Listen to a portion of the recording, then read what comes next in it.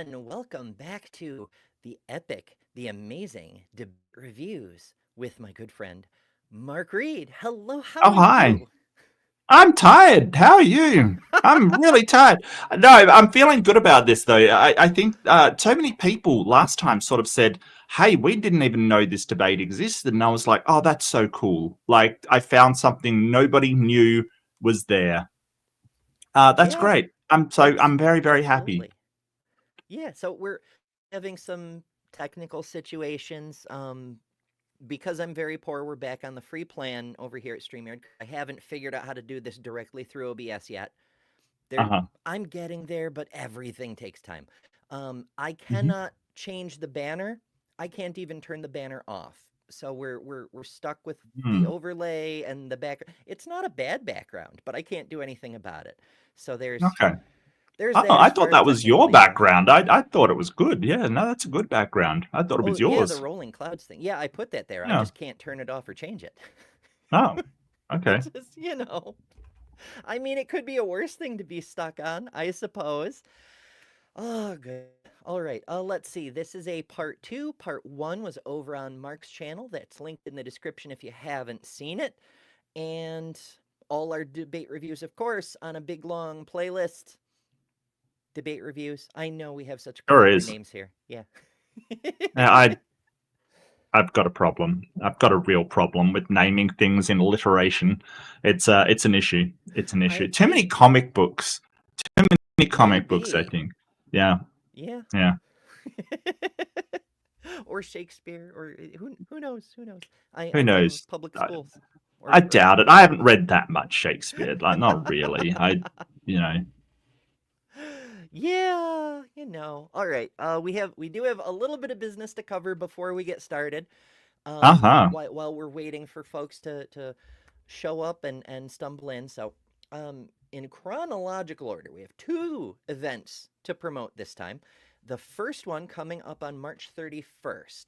Everybody's friend Secular Rarity is launching a new nonprofit for in-person secular events. Sounds very cool. And yeah, let's do a little piece on that now. Join us on March 31st at 5:30 p.m. Central Time as we launch Secular Rising US, a brand new nonprofit organization dedicated to connecting and supporting atheist, humanist, and secular people. We'll bring on a bunch of awesome guests and talk about all the cool things we already have planned for this year. So hang out with us as we build a home for secular people. Secular Rising US, where secular people find their people. Now, you may have noticed I'm on that poster. I believe I'm in the 9:15 time slot. I forget offhand if that's Eastern or Central or whatever. But I do go on with Maya Adkisson from Bad Science Sunday. And Okay. yeah, that the two of us plus SR, it's gonna be amazing. But all the guests are amazing. I'm so jealous they get to talk to all these cool people. Mhm. There's so many. I'm not even gonna try to list them. You saw them on the poster. But I'll be I linking to did not that see. when it's time. It went by so fast. I didn't really see anybody, to be honest with you.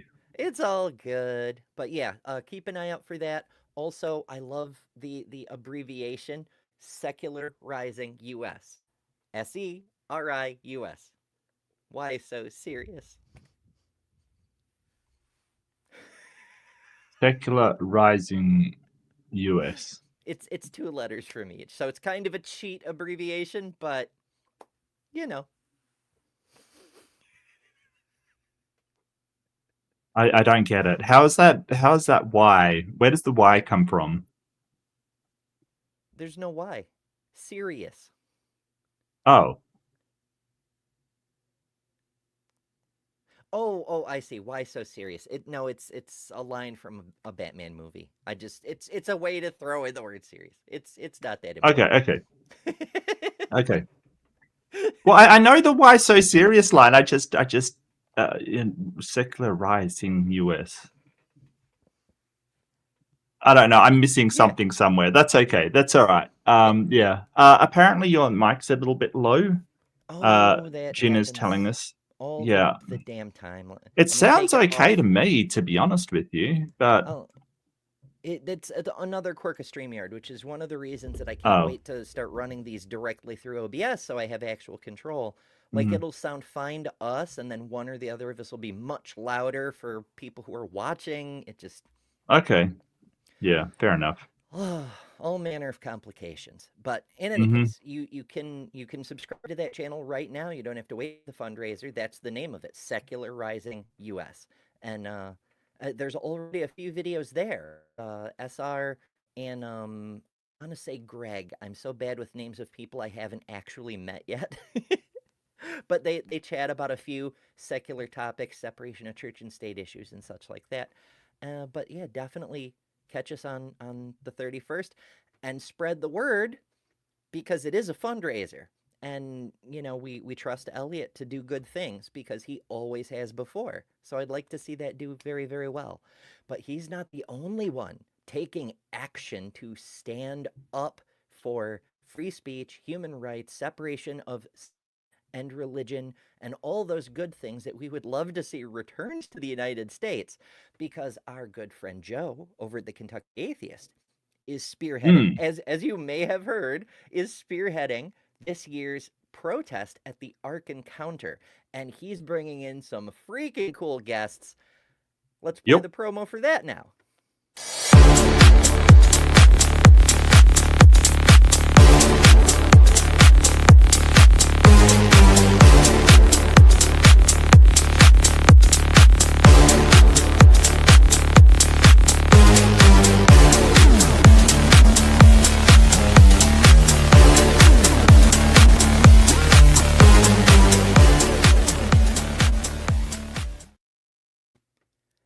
So that's the work of Jess of How to Rule an Asteroid fame, because she's so I'm a fucking big cool. fan.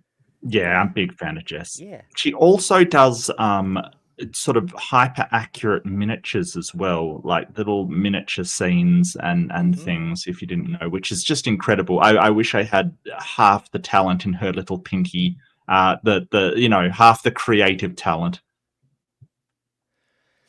She's so cool. I'm low key tapping her for a non YouTube related project, and yeah, good things. Nice. Yeah, I'm so thrilled I get to work with her.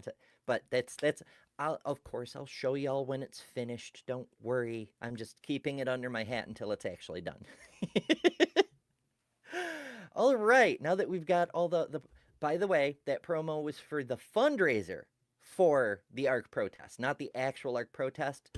The fundraiser's in April, the actual protest is in July. But also a fundraiser, so spread the word on that one too. Now, while we've been covering those things, there's been some action in the chat. Most especially, Left-Handed Jedi, member for 15 months. Damn, that's really cool. I appreciate that very, very much. And that reminds me, I still have some memberships to drop myself. Because as you may know, YouTube gives us creators at our level 10 to give away every month. I did 5 on the earlier show this month, and now let's do the other 5. And this is one of my favorite things, because we get to see who gets presents. And those went to Spooky Pet Hair and Hill Hugger and Oliver Strzynski. I know he's gotten me as well. They've gotten me. They've absolutely gotten me more than once. So yeah. My apologies, but I had to try. Pinworm, hell yeah! Yay, Pinworm! And actually, I think Blue 42. I think Pinworm recommended the last debate I chose, and I forgot to mention it. Pinworm's always behind the scenes, just a fantastic person. Like, they are always supportive, trying to give recommendations. Just fantastic. So Pinworm, thank you for your recommendations. What was the one we did before this one? I can't even remember. How is it that I forget these things? It's ridiculous. I swear. Shoot, just it give me a was sec. that 3-parter. We actually got feedback on. Was it? No.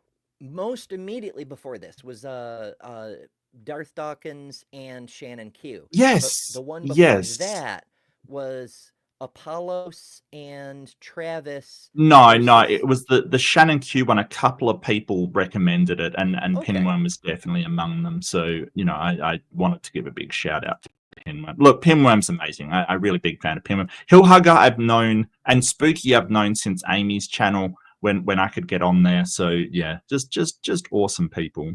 Hell yeah. It's always good Yeah. to see. So, yeah, and enjoy all the fun custom emojis we have over here, voted on by the members, and other perks, depending. YouTube's got different levels for membership. I believe these are like, what is it? I've got Man and Cinder, and then I can't even remember the names. This is how often I get into the back end of my YouTube. But a bunch of perks for members. There's a shit ton of exclusive content. There's behind the scenes stuff. There's previews of stuff I'm working on. And I am actually working on stuff. I promise. I'm just so swamped with work and doing the news and It's it's fine. You do what you can, and that's all you can do. You do your best. If there was any more you could do, you'd be doing it. So it's true. It's true. Yeah. Yeah. So I appreciate everybody's patience while I do work on stuff and do all the other work and try to have enough money to eat now and then. We all seem to enjoy that. Hello to everyone else joining us. Always good to see you folks. Pragmatic, of course, dropping all the links. Oh yeah, there's a Patreon too. Patrons get many perks. Some the same, some different. And it does help the channel slightly more because Patreon takes less than YouTube does. So consider that. Also, the transpositions, that's where I am on Thursdays, or at the very least, where a video of me is, because I can't always make it to the shows because I work 5 jobs. But yeah, good news, because we need more good news in the world. And of course, Mark's channel, which is linked in the description, but Pragmatic being a completionist drops all the links. Thank you, PC. Thank you. Yeah. Left-handed Jedi, of course, because, we saw the membership thing. Absolutely. Jen telling me that I'm too damn quiet, which, I've been called worse. Me too. Sinister on the alt account. Yes, Al Sharpton. I know. It's so... I never would have expected. And then Mark's like, hey, we're doing this one. I'm like, oh, okay, yeah. And Tilting Windmill, good to see you. Yeah, I love it when I gift to memberships too. All right, I think that covers all the intro. Hello, future people. If you're watching this and you're not subscribed, consider hitting the button. Love to see you in a future live chat.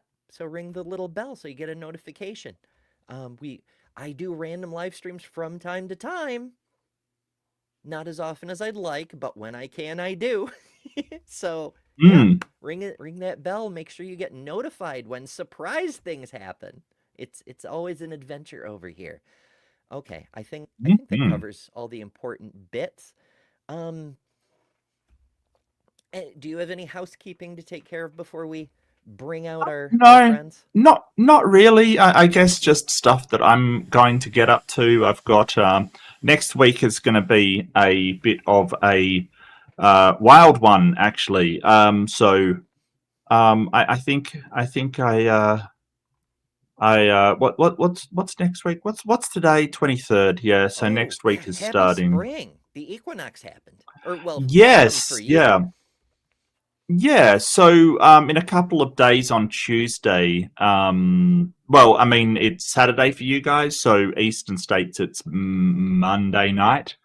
I have Raging Tomato, a panel on there, apparently.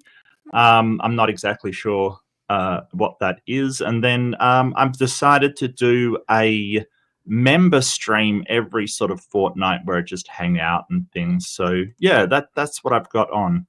But on the 31st, the week after, I've got a debate. I'll probably be debating Andrew Wilson, which should be fun.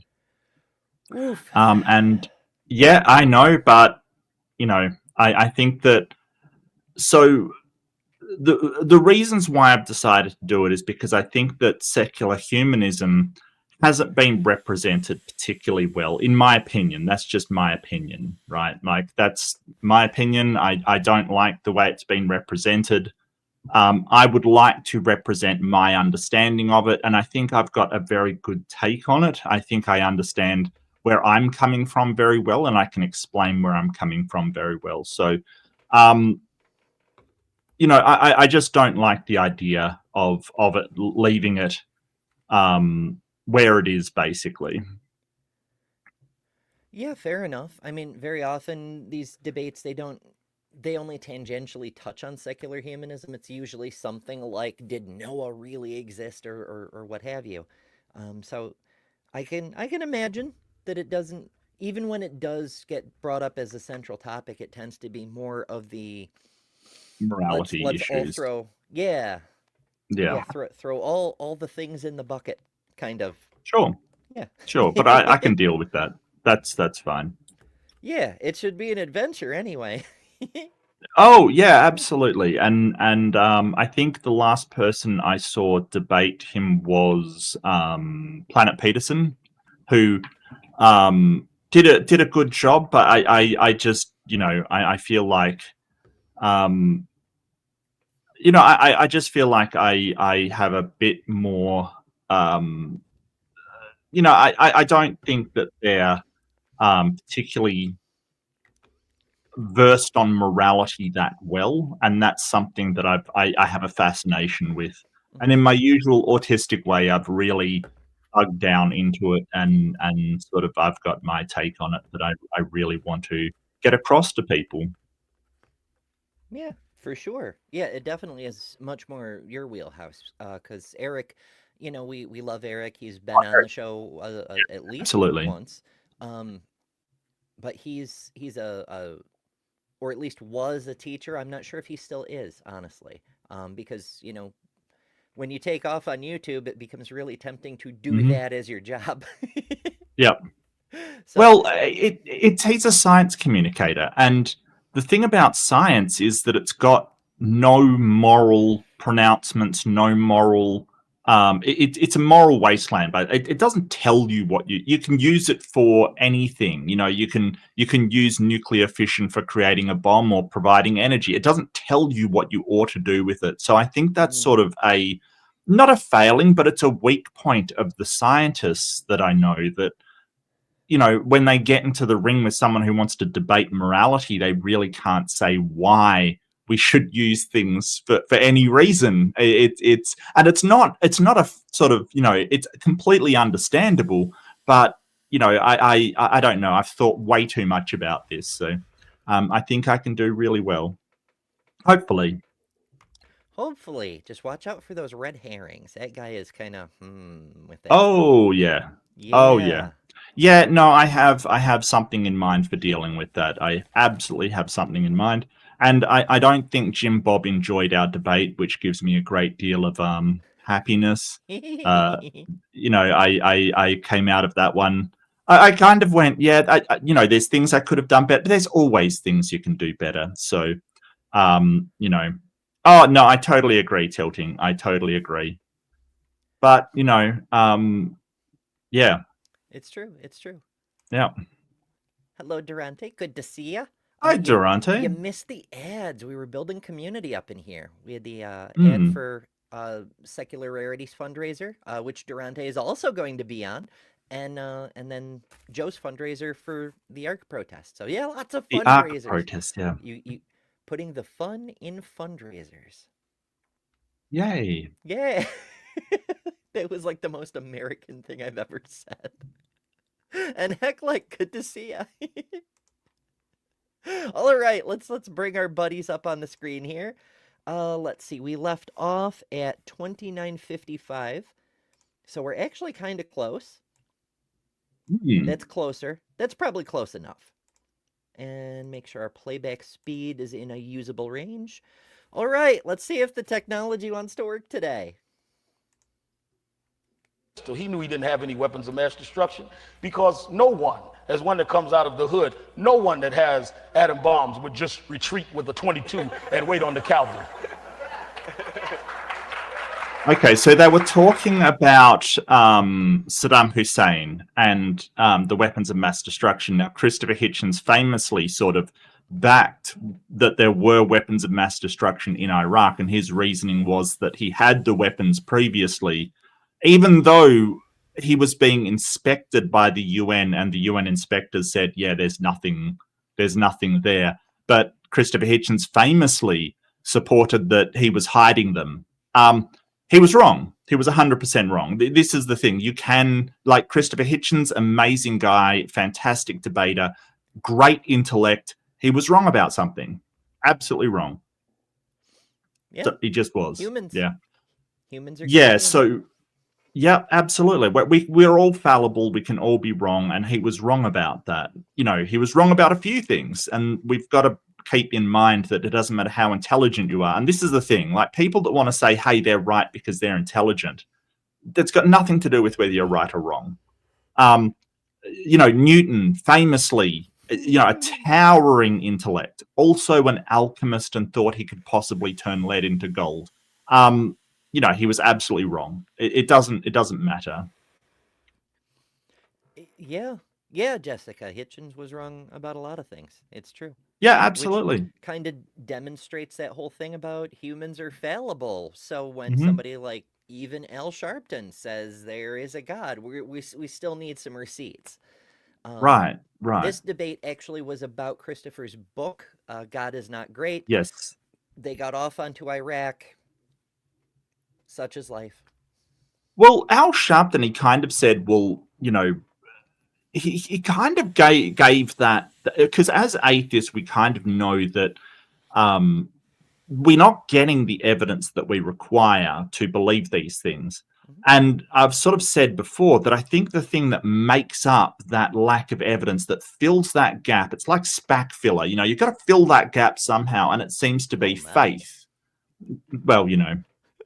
So that ad coming on. that lack of evidence and that lack of any kind of, you know, decent argumentation or decent demonstration of your God, the lack thereof is sort of filled up with faith. And Al Sharpton was throwing it back, saying, well, anybody that believes that Saddam Hussein has weapons, you know, that takes a greater faith than I have. It was a good comment. You know, it was plithy, has nothing to do with the debate whatsoever. You know, I think that yeah. Yeah, tangents though. I mean, you know, Hitchens is as prone to them as we are. Yeah. Again.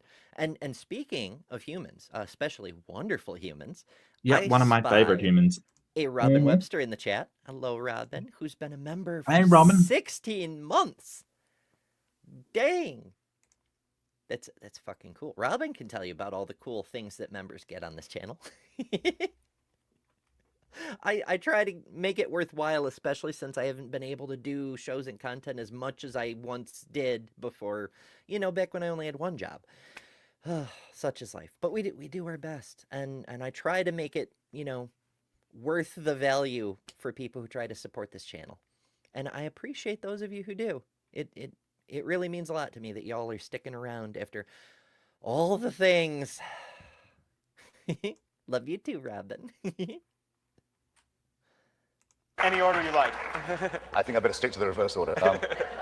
No, well, that's why a very good time to attack him was before he could get back what he'd lost by way of WMD. He didn't have any then, and he wasn't going to get them back either, any more than he was going to improve his relations with Al-Qaeda. They were as good as they were ever going to get, and that was fine by me. Maybe an argument for another time, but believe me, I'm not. Well, that was another thing that the Iraq war. I still am hurt over the Iraq war kind of thing. I am still upset about it. The whole idea that Saddam, a secular despot, was working with Al Qaeda fundamentalist, you know, Islamic terrorists, that was ridiculous. Like, that was absolutely ridiculous. I'm sorry. It was nonsense. Absolute nonsense. It's sort of foreshadowing of what we see going on in the U.S. today, where anybody that the current commander-in-chief doesn't like, for whatever reason, automatically a terrorist. Yeah. And sort of, you know, this whole thing about, well, anybody with a tattoo is a gang member.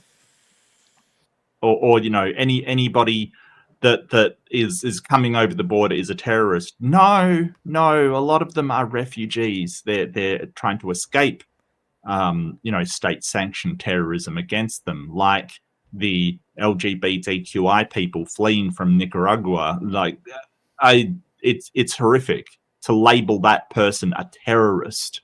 Like, how dare you? I'm very upset about that. You have a student who simply protested the killing of innocent Palestinians, and that person's a terrorist. It's ridiculous.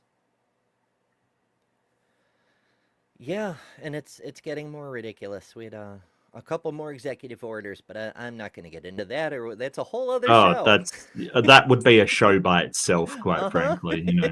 Yeah. Appreciate you, Jedi. It just, I'm tempted to do something like My Heart Goes Out to You, but that's kind of branded in a very specific way, and we're nope, we're not going there. Then we're of one mind, essentially. I mean, after all, I did not deny what's common knowledge, that Dr. Martin Luther King was the Reverend Dr. Martin Luther King, and was indeed at the Ebenezer Baptist Church in Thomas. No, I said I cannot say to you that I know that he was a believing Christian. No, I cannot. I mean, neither can you say that to me any more than we seem to be of one mind on this too. Neither of us can prove or disprove the existence of God. The difference is between us. I don't say that I'm an ordained minister, because I don't think I could push it that far. Since you're evidently an agnostic, which is a confession that I'm very welcome to have not extracted from you, but heard you make. Now, here's the question. You say these texts are misused. I say that they are not. The Old Testament says, or does not say, that Abraham was doing a noble thing by offering to sacrifice a son to prove himself loyal to God or to the voices he was hearing in his head. It says there was a noble thing for him to do. He was rewarded for it by a great posterity and a great long life. Offering to murder his son because of hearing voices in his head.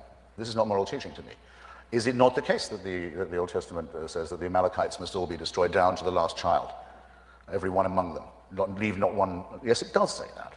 The Bishop of Llandaff, in an argument with Thomas Paine, once said, well, when it says keep the women, as Paine had pointed out, he said, I'm sure God didn't mean just to keep them for immoral purposes. But what does the Bishop of Llandaff know about that? It says kill all the men, kill all the children, and keep the virgins. I think I know what they had in mind.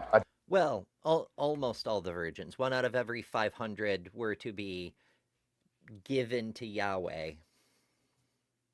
But there's no child sacrifice in the Bible. We're not going to talk about that. Yeah. And this whole thing. I've heard so much about this kind of thing, like the child sacrifice thing. You're talking about the binding of Isaac, right? The initial thing he brought up, was the whole, you have to sacrifice your son, and therefore your bloodline will become nations or some crap like that. Yeah. So it's kind of, I've heard all kinds of stuff about that. Like, it's a prophecy for Jesus kind of thing, which I don't understand. I don't get how that's a prophecy for Jesus. I don't understand it. And sort of, it's moved from this thing of, oh, well, you've got to sacrifice your son, and he goes to do it, and it holds him up as laudable. And then God changes his mind, says, oh, well, you were going to do it, that's enough for me kind of thing, like you obeyed. It's sort of like, why isn't he being lauded if he says, no, I'm not going to do that, that's horrible? You know what I mean? Like, it's this really Machiavellian, well, you've obeyed and conformed to this ridiculous request, this horrible request. And Christopher Hitchens is quite right. Like, how is that morality when your unwavering obedience to even the most horrid things is the thing you're holding up as a virtue? Yeah, because even God thought it was horrible, because he said, oh, no, don't go through with it. It's enough that you were going to obey. And he killed the lamb instead or something. A critter that he saw off in the bushes. But I mean, they use it as a lesson that obedience to God, regardless of anything, is the ultimate moral good. When really it would have been a better test of faith, test of morality, to stand up to God and be like, no, this is wrong. I will not do this. And they can't even say that is clearly what's going on, is that it's putting obedience above morality as you Right. understand it, because there are other places where that's exactly what happens. Like when Yahweh's talking about purging Sodom and Gomorrah. I have heard rumors that these cities are filled with wicked people. I have to go look for myself because I'm omniscient and somehow don't know. And there's like cousins in the city and shit, Lot and whatever. And so Abraham, I forget if it was Abraham or his freaking cousin, but it doesn't matter. He says to God, well, will you still destroy the city? There's 50 righteous people in there. And God says, oh, for the sake of 50, I'll spare them. Because again, he doesn't know how wicked they are. He hasn't gone and looked yet. And he says, I'll spare them. And he says, oh, well, surely if you'd spare them for 50, you'd spare them for 40. Like you wouldn't kill Right. those 40 just for lacking 10, right? And then he Right. bargains them down and bargains them down. And I think they finally stop at 10. It's been a minute since I looked up the verse, but that's an instance where they're saying, God, you're being immoral. Be more Yep. reasonable. And they freaking win. So it's not like it's always obey, obey, obey. Sometimes they do stand up to God, and that's the correct thing to do. Yep. Who needs coherency, though? That would be silly. Oh, that would be ridiculous. Come on now. Come on. I mean, who would expect coherency from the immortal, omniscient God of the universe? Like who would expect that? Come on. Come on. I don't think it's moral teaching. To this day, there are nutbag settlers, some Israeli citizens, some of them Americans, some of them Israeli Americans, trying to settle the West Bank in the name of this prophecy and throw other people off their land and establish a theocracy that will bring on the Messiah and they hope Armageddon and the end of the world. Well, I think the United States Supreme Court should hear argument that not one American dime can be used constitutionally for that project.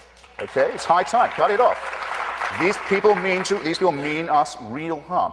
And I'm not going to dilate about what their Muslim brothers say about us. When the Quran does not say that you may be killed for changing your religion, but the hadith, the so-called sayings of the Prophet, which are taken just as seriously, do say that. So when Well, someone says, I don't know about that. I don't think they're taken just as seriously. I think they are. So the difference between the Quran and the Hadith is the Quran is like the book of laws. And don't get me wrong, like you don't even have to go to the Hadith. Like the Quran has enough terrible stuff in it all by itself, right? We can point out stuff in the Quran that's just absurd and horrible. The way that it treats women is awful. There's enough in there to say, hey, this is not a great book at all. The Hadiths are sort of sayings from other people, so they don't take it as seriously as the Quran, which was supposedly dictated by Muhammad himself. The Hadiths are people's stories about the Prophet, basically, which carry less weight than the Quran. So I don't think it's taken just as seriously. I think Hitchens is wrong on that one. I mean, Islam isn't really a specialty, but I mean, yeah, just the whole situation bugs the hell out of me because there's so many flaws with the Quran, scientifically, chronologically, historically, however you want to phrase that. Definitely morally. Oh, yes. But I mean, just on before you even open the book, just on the cover level, the fact that God's chosen prophet, into whom he imparted all this wisdom and knowledge, was an illiterate. How do you have a telepathic connection with the all-knowing creator of the universe and can't fucking write? Yeah. Well, it's wild. Yeah. It's an oof. But there are many, many oofs in Islam, and also Christianity. Mm-hmm. Slightly different flavors, but I mean, they're all heresies off of Judaism, which does have its own issues, but they've made some progress over the last 6,000 years. So there's that. Yeah. In some places there's certain elements of Judaism that are kind of a little warlike, but that's another topic for another show. Well, I think that it's important to realize that most people don't live their lives by the precepts of the books. They don't. But at the same time, we've got to realize that, hey, they've got some massive flaws in them. So taking them as a moral authority can get you into trouble. So, you know, when you are fundamentalist and you go, well, this is the moral teachings that I have to follow, and they're, you know, you've got the Bible with all of the slavery and stuff, and the Quran with its treatment of women, and it's sort of the sword verse and things like that. It's a problem. It definitely is a problem. Quite so. Mr. Rushdie, if you apostatize from his faith, you're dead. He's not misquoting the texts, sir. He's not. He's quoting them accurately. I think, I'll phrase it as understated as I can, I think we could do without a lot of this. Christopher. But let me respond. I think enough already would cover a lot of this Again, stuff. you are debating points I didn't make. I said you keep confusing the existence of God, again, with religious denominational beliefs. I'm not debating whether... Are they separable? Yes. Well, fine. Yeah, very much so. I think that if you're quoting the Bible, if you said everything in the Bible you rejected, you still have not established why a belief in God, maybe a belief in God through that vehicle may be your debate. But you're not addressing God. You're talking Quran, Bibles, people's interpretation of God. That is not my debate. My debate with your book is that you're saying, therefore, since they did this to, since Abraham was going to murder his son, there is no God. That's like 1 + 2 = 7. I mean, we're not... No.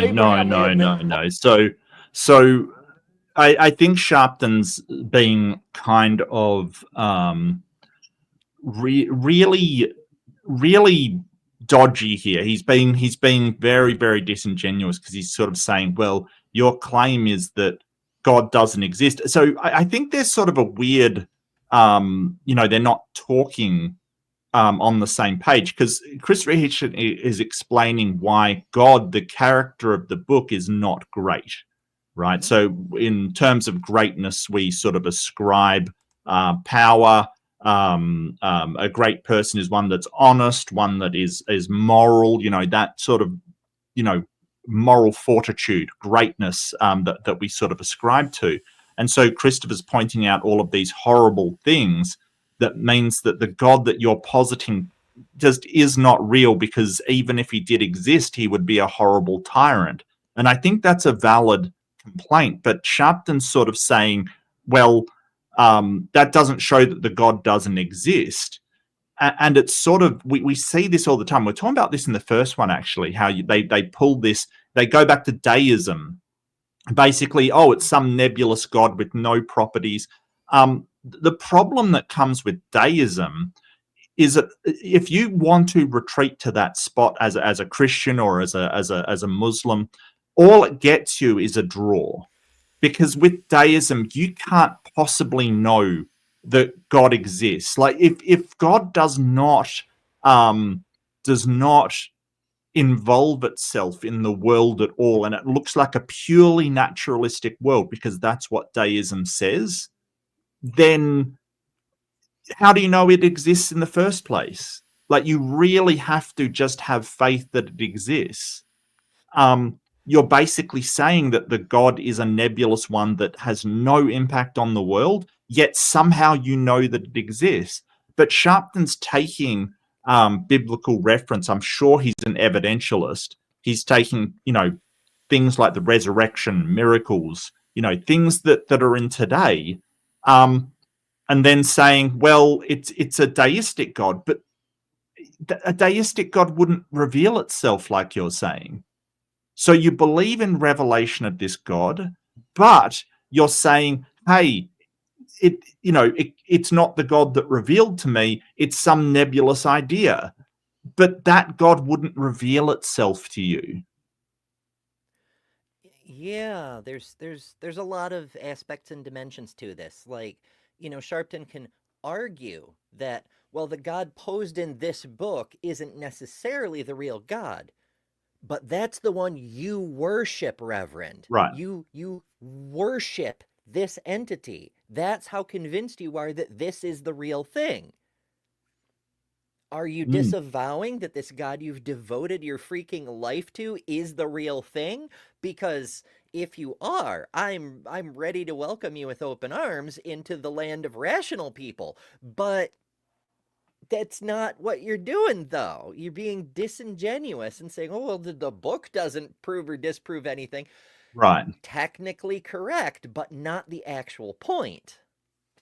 Yeah, and if like it just means that if you want to go to it doesn't show that a God with no characteristics that enter this world can't be tested, some like a deist God. You sort of have to say, but a deist God, there's no way you can show that actually exists. Like there's no way to demonstrate a deist God. You've got no reason to believe this God exists. That's why I say all it gets you to is a draw. You can't show that it exists, and I can't show that some nebulous deist God that kicked all of these laws of nature into motion and then noped out doesn't exist. But then where are you getting your morality from? Because a deism doesn't provide morality. That's the problem. It doesn't provide anything to you. Yeah, and so there's a lot that could be said on this. Alex points out that the Gnostics at least bother to explain the discrepancy between the Old Testament God and Jesus. Durante says it's dishonest because Sharpton is not a deist. Yeah, he's arguing for a neutral position of, oh, we can't really know. Well, that's great, but that's a bullshit way of avoiding saying I was wrong when you are. So yeah, and he's like, so Durante's right. It is kind of a dishonest argument. We brought it up in the last thing. It's called the Mott and Bailey fallacy. It's where you basically retreat to a more secure but less provable position. But you know, and I think you're right, Durante, because basically he wants to also be a moral leader of people, drawing upon his God's morals in other spheres of his life. But in a debate, you've got to deal with what's in front of you. And so Christopher, he's going on about these things in the Bible and thing. I don't think he cares that Al Sharpton's going to a sort of deist God, because he knows that, hey, we know the God we're talking about. We're talking about the God of classical, Abrahamic religions. And I think he's quite happy to sit in that and have Al Sharpton disavow his God. Sometimes in a debate, it depends what you're actually trying to get done. And I think Christopher Hitchens, for one, was great at this. Like he would, win by playing his own game, not playing the opponent's game, essentially. And I think, that's something to learn. Yeah, it's never fall for their red herrings, but feel free to throw out as many of your own as you like. Well, I don't think it is. I think that if your arguments are, well, God is not great, or even if the God exists, it can't be a great God because of all of these things that your opponent sort of wants them to have done, then I think that's a perfectly reasonable argument when talking in front of an audience of Christians. Because they're not going to go to, well, it could be a deist God. They're not going to be thinking that. And I think Christopher Hitchens understands that. He's not saying this for the benefit of deists. Yeah, like why would there even be a debate? Like, if Sharpton truly believed in a deist version of God, right, why is he even here debating? Because, if some random atheist, even a well-known one, wants to say God is not great, why would he care? Because the deist would go, I've got no idea. What do you mean by great? If you mean morally great, then you're absolutely right. Morally, a deist God has no moral stance whatsoever. That under deism, as far as morality goes, he doesn't care. Yeah, he's just the programmer who hit the run button on the simulation or basically, whatever. Yeah. Completely amoral, not immoral, just amoral. Doesn't get into morality at all. He just lets, it's like us putting ants in an ant farm and going, have at it. It's nothing moral or immoral about it. We're just, hey, do your thing, not up to us. Yeah, very that a deistic God is even more hands off than that, because he doesn't reach down and shake the ant farm from time to time. Oh, don't do that. Don't do that. No, That makes the ants unhappy. Yeah, that is mean. I feel sorry for ants. That's a very Yahweh thing to do. That is true. Who is a dick. Doesn't introduce a special ant who is himself in order to save the ants from the bad ant things that they have done by sacrificing that ant to themselves. Because that makes sense. It's very logical. Yeah, feed your aunts and your uncles. Oh, that's true. That's sure true. Everybody needs a sandwich sometimes. Or incorrect, if that's your point. Or what they did with the Malcolmites, or what's going on in the Middle East. What does that have to do with the existence of a universe that is set on an order that I believe was set by a supreme being that continues to evolve today, that I think science has done a credible job in analyzing? Now, you can debate which one of the Bibles, Qurans, religious books may have had it right or interpreted it right, but that does not address the central question. You, sir, did not attack the Christian church or the Muslim religion or the Pope. You attacked God. And to attack God is a whole lot. You hit here and you debate here. Let's talk about God. Well, it's a semi-fair seeming point, but it's not really a fair point, because how are you to attack God? You have to attack God through the only means there is to know this God, which means using the holy books. Like, what do you want them to fight against, Al? Well, it's shifting of this burden of proof, right? So it's a very, very sneaky way to shift the burden of proof, to say, hey, you're attacking people's concepts of a God, but you're not attacking the God itself. And it's sort of, and as I said in the first one, Christopher doesn't have access to the God. He haven't had any kind of revelation or special thing, or, all he's got are the concepts of a God that people offer to him. That's the thing. If you want to go to, oh, well, it's this nebulous idea of a God, well, then the burden's back on you, my friend. You're the one saying this God exists. I've got no experience with a God. I've got no access to it. I've never seen one, smelt one. I've never experienced one. I've never had a feeling about one. It's up to you to show that this God exists before we should believe it. If you're saying, hey, you have to prove it's impossible for a God to exist, no, I don't. There's a lot of things I can't prove that are impossible to exist. I can't prove it's impossible for a Bigfoot to exist. But because Bigfoot has never been demonstrated, the Bigfoot believer is the one that's going to have to start doing that. This is a very, very sort of sneaky shifting of the burden of proof. It's sort of like, well, you've got to attack a God specifically, any kind of God that could possibly exist. No, that's not how this works. No. I mean, you could make a series of arguments, like my favorite argument is sort of saying, hey, inductively, just because, we've got millions and billions and trillions of examples of minds with brains or some kind of physical receptacle for that mind. We have a clear understanding of how those, quite clear understanding of how those actually work. The brain produces the mind. If you're claiming that a mind exists without that physical structure, well, then you're going to have to demonstrate that to be the case. But I'm not saying it's impossible. That's the problem that Al's saying. You've got to attack this idea directly. I don't see how that is possible. It's sort of like, God's got infinite power and is using it to hide from you. Now prove he doesn't exist and not just hiding. That's silly. Like it's absolutely silly.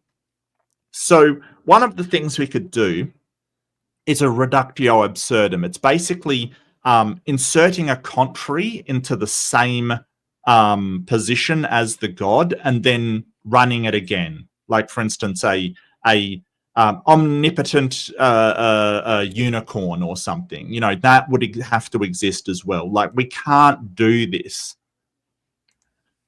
That was Ember, Pinworm. Yeah, you got one of the Yeah. the YouTube provided gifts that all creators at our level have, but for some reason many don't use. I shouldn't poke too much fun. I don't use a lot of the tools that they give us, like having a poll, like what should this poll be about? Let's go with Al's hair, Christopher's suit, and moderator guy's tie. Like, I don't use polls often enough because I'm a silly biscuit. But now there is one, so yay. All right, yeah, on point. If L doesn't like the presented versions of God that Christopher's arguing against by way of the holy books, then L can feel free to present one that he would like Christopher to address. Yeah. I mean, he is at the moment, but it's a deist god, so I don't, you know. I mean, that's my whole thing, is like, present your God, demonstrate, pull back the curtain and show me your God, and I will talk shit about that God. Right, absolutely. And I mean, if he can't, well, that's not my problem. You know, like, how's he supposed to do it with deist God? Well, if you can't, that's not my problem.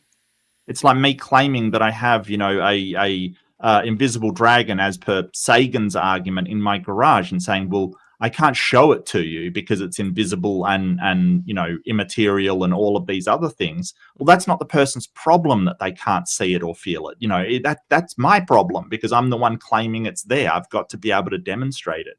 So yeah, show us the dragon, Al. Yeah. Yeah. Make it so unfalsifiable, like that proverbial dragon, then it reaches a point where there's no point. Like, oh, you could just say, okay, I believe in it because it makes zero difference to my life either way. The thing is invisible and doesn't interact with my. If I believe it, nothing happens. If I don't believe it, nothing happens. So who cares? And that's the position people arguing like L always get backed into, to the point of where there's no consequence, so why are we talking? Right. It's frustrating. But as the illustrious Dr. J. Bundy sometimes says, there is no honest way to argue for a dishonest position. I think he puts it a little more bluntly. I think there's no honest way to argue for a lie, but I'm trying to be nice. Yeah. I think there is.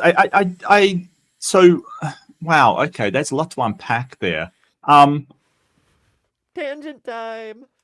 Yeah, I think that, like, because I mean, what are you saying is, like, so if somebody is sincerely convinced of something that is not true, right? Like, I don't see that as being dishonest. If you're sincerely convinced of something and it just doesn't happen to be true, I don't see that as dishonest. But I did misspeak. I think I said there's no dishonest way.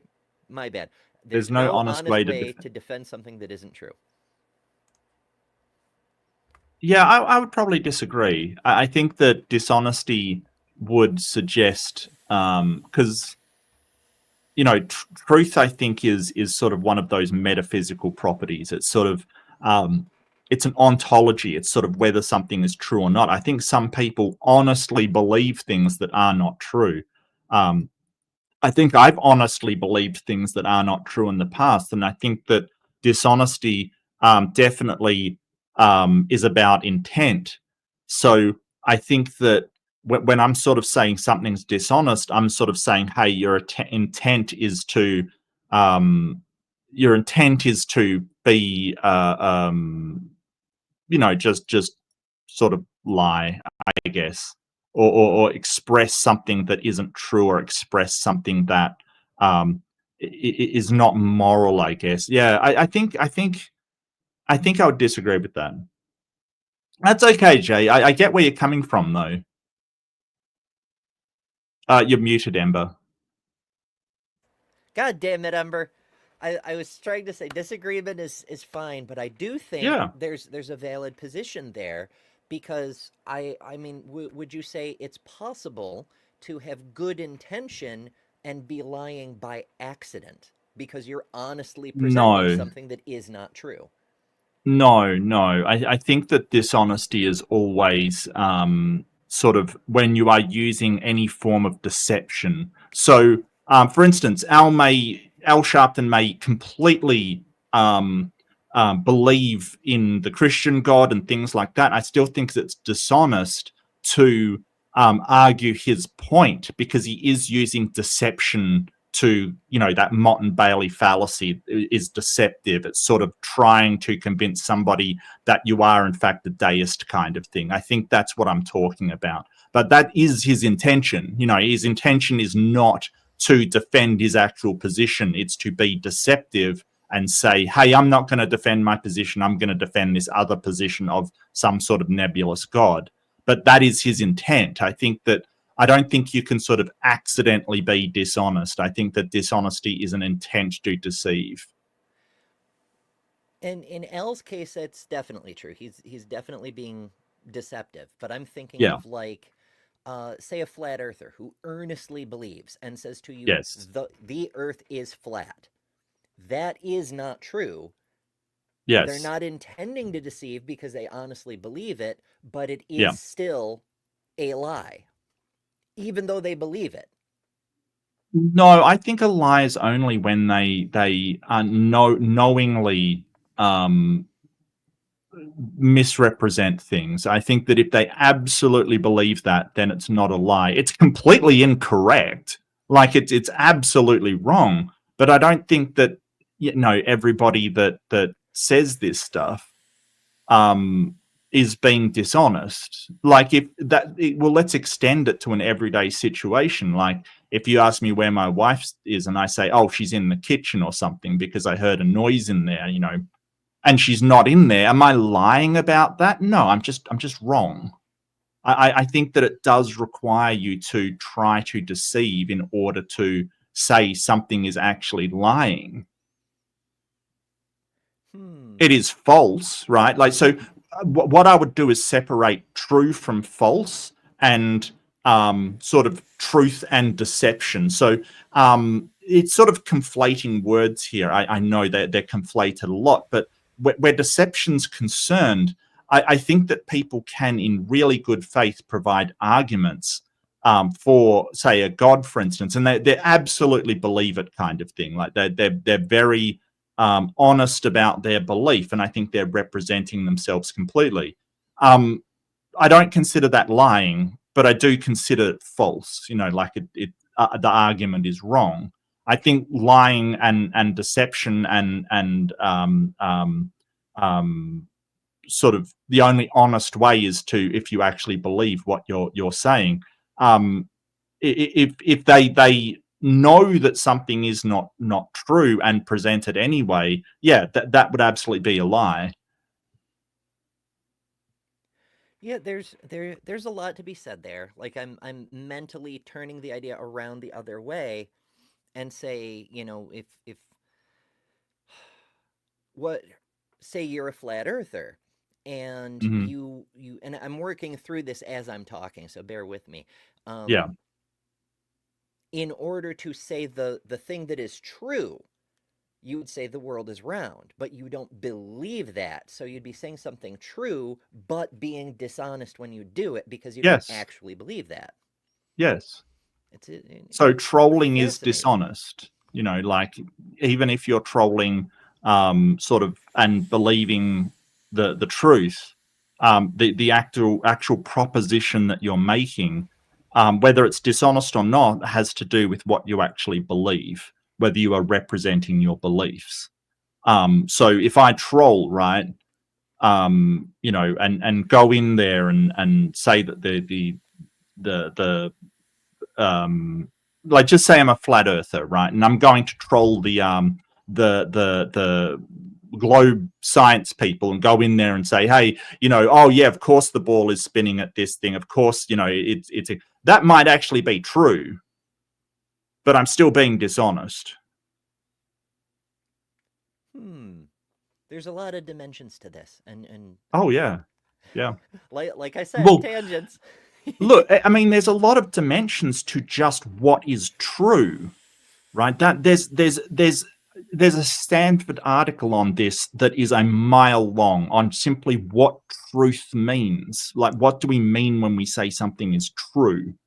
And I think it's just a comparator between proposition and something else. I mean, Matt Delahunty famously has said, you know, that which comports to reality. And I get that in that context that he's using that word. It's highly contextual, but it doesn't cover all truth, because I can say Superman comes from Krypton, and that is a true statement, even though neither of those things exist. None of it comports with reality. It's sort of very context dependent. So, and you know, another thing is if I say, well, it's daytime, that is true, even though it's not true for you. So it's contextual, and it basically is a comparator between something I say, a proposition, and something else. And usually when we're talking about truth as it pertains to what is true, is whether it is that proposition compares with reality in an accurate way. So, so even truth has a massive amount of disagreement on what that actually means. That could get really fascinating. That's a whole other show, yet another whole Right. other show. But the concept Right. of what is truly true? Applying the concept of truth to it. I'm not going to get started on that. Well, the worst is the precepts that go, you know, do you have absolute truth? You know, and you sort of go, well, I don't think you can have absolute truth. And they're like, is that absolutely true? No. What are you talking about? Like, no. I used to say there are no absolutes, including that rule. Right. Because it's self-referent. My Unfinished Journey sends a super chat. Thank you so much for 666, which is the optimal number for Teal super chats. And says, hail Nero, hail Ember and Mark, and hail Teal super chats. Observant viewers may have noticed I did make use of the goal feature. That's a new thing YouTube gave us. If the goal gets met, then we have to do the thing. And in this case, I selected an open room party because we haven't done an open panel for freaking ever. And since I'm still bound to StreamYard for the time being, why the hell not? Why not?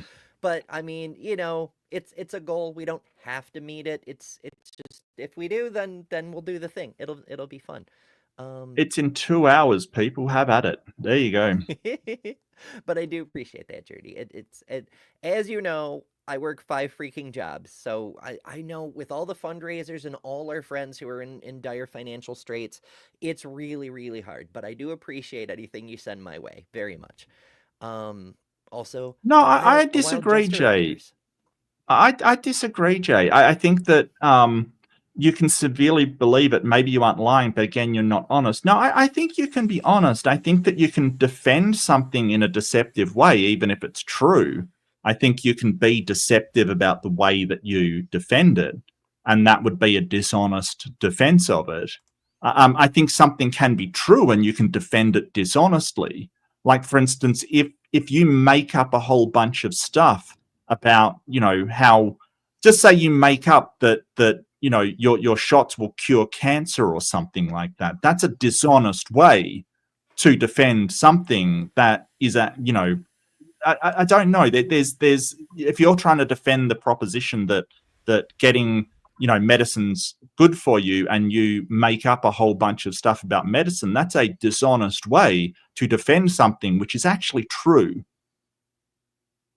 Well, that invites the whole concept of morality about doing something immoral for a greater good, like lying to Nazis about the Jews in the attic, Right, that sort of thing. right, And yes, many, yes, many but that's cans of worms but there. but that's independent of whether it's honest or not. I mean, I could easily say, hey, it is definitely moral to lie to German World War II soldiers about Jews being in the attic, but I certainly Them wouldn't too. say that it's honest, right? It's dishonest, but it's dishonest.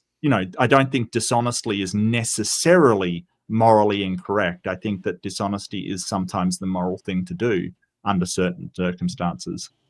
Yeah, it goes to a set of prioritized values, which is the higher order Hmm. value in a given situation. Yeah. Yeah. All right, let's continue. Let's not talk about those that came in his name and you have some maybe credible arguments against whether or not you felt that they were correct or incorrect. And again, I raised, as I did in my opening statement, who decides what is wicked, what is right, what is ethical? If there's nothing there that governs humanity, whatever's ethical is whatever we decide is ethical, because we're in charge. It's all up to us.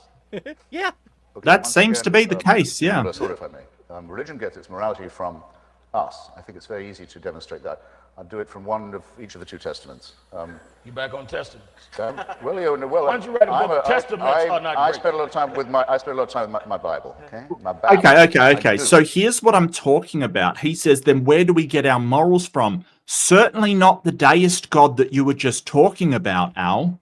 He doesn't give morality. He doesn't give any moral pronouncements. Al's trying to play both sides of it, and this is what is dishonest about it. He's trying to say, hey, don't talk just about the Christian God, talk about the God, any nebulous God out there, any God at all. But we get our morals from this God. Wait a second. We don't get our morals from any nebulous God. You're talking about the Christian God. So he's this is what we see in that Mott and Bailey fallacy. When he sallies out to the Bailey, the outer wall, and says, okay, well, we get our morals from the Christian God. And then when he's attacked on those morals, he goes, well, I'm going to go back to the Bailey and talk about any nebulous deistic God at all. This is the tactic. And you'll see a lot of this switching between the outer, which is the very, very defined God, and it could be literally any God out there. Yeah, it's double dealing. Like Christopher could say, yep, if you have a problem with testaments, then tell me your God being your source of morality, how does he convey that moral command to you? Right. If you don't like the testaments, then how are you receiving communications? Show me that, and we'll talk about that. I told you I had the a bad babble, Sunday as they school call it. teacher. I do. There's a very famous parable in the New Testament where the alleged Jesus of Nazareth tells a story about a man from Samaria. We call him the Good Samaritan, who, finding a fellow creature in enormous distress and pain, goes well out of his way to alleviate his suffering and to follow up to make sure that his sympathy hasn't been a waste of time, to do the aftercare, if you like. Well, we know one thing about this person from Samaria. He cannot have been a Christian. Right? Jesus is telling this story about someone he's heard of, who acted, as far as we know, from no other prompting with elementary human solidarity. What other prompting do we need? Our species would not have survived. We wouldn't be met here if we didn't have, as well as many selfish instincts, the need, and often for our own sake, to be of use to others, to combine with them, to take an interest in them, to care for them, and to worry when they're in pain. No supernatural authority, as with the civil rights movement, is required for this. Morality comes from us. Religion claims to have invented it on our behalf. And we see that in a lot of other areas too. Like humans come up with science, and then along comes an apologist saying, oh, well, that's only possible because my God created logic and order and yada, yada, yada. Like, you son of a bitch. The humans did all the work, and then you're retroactively claiming credit for shit that you couldn't present before the human did the thing. Right.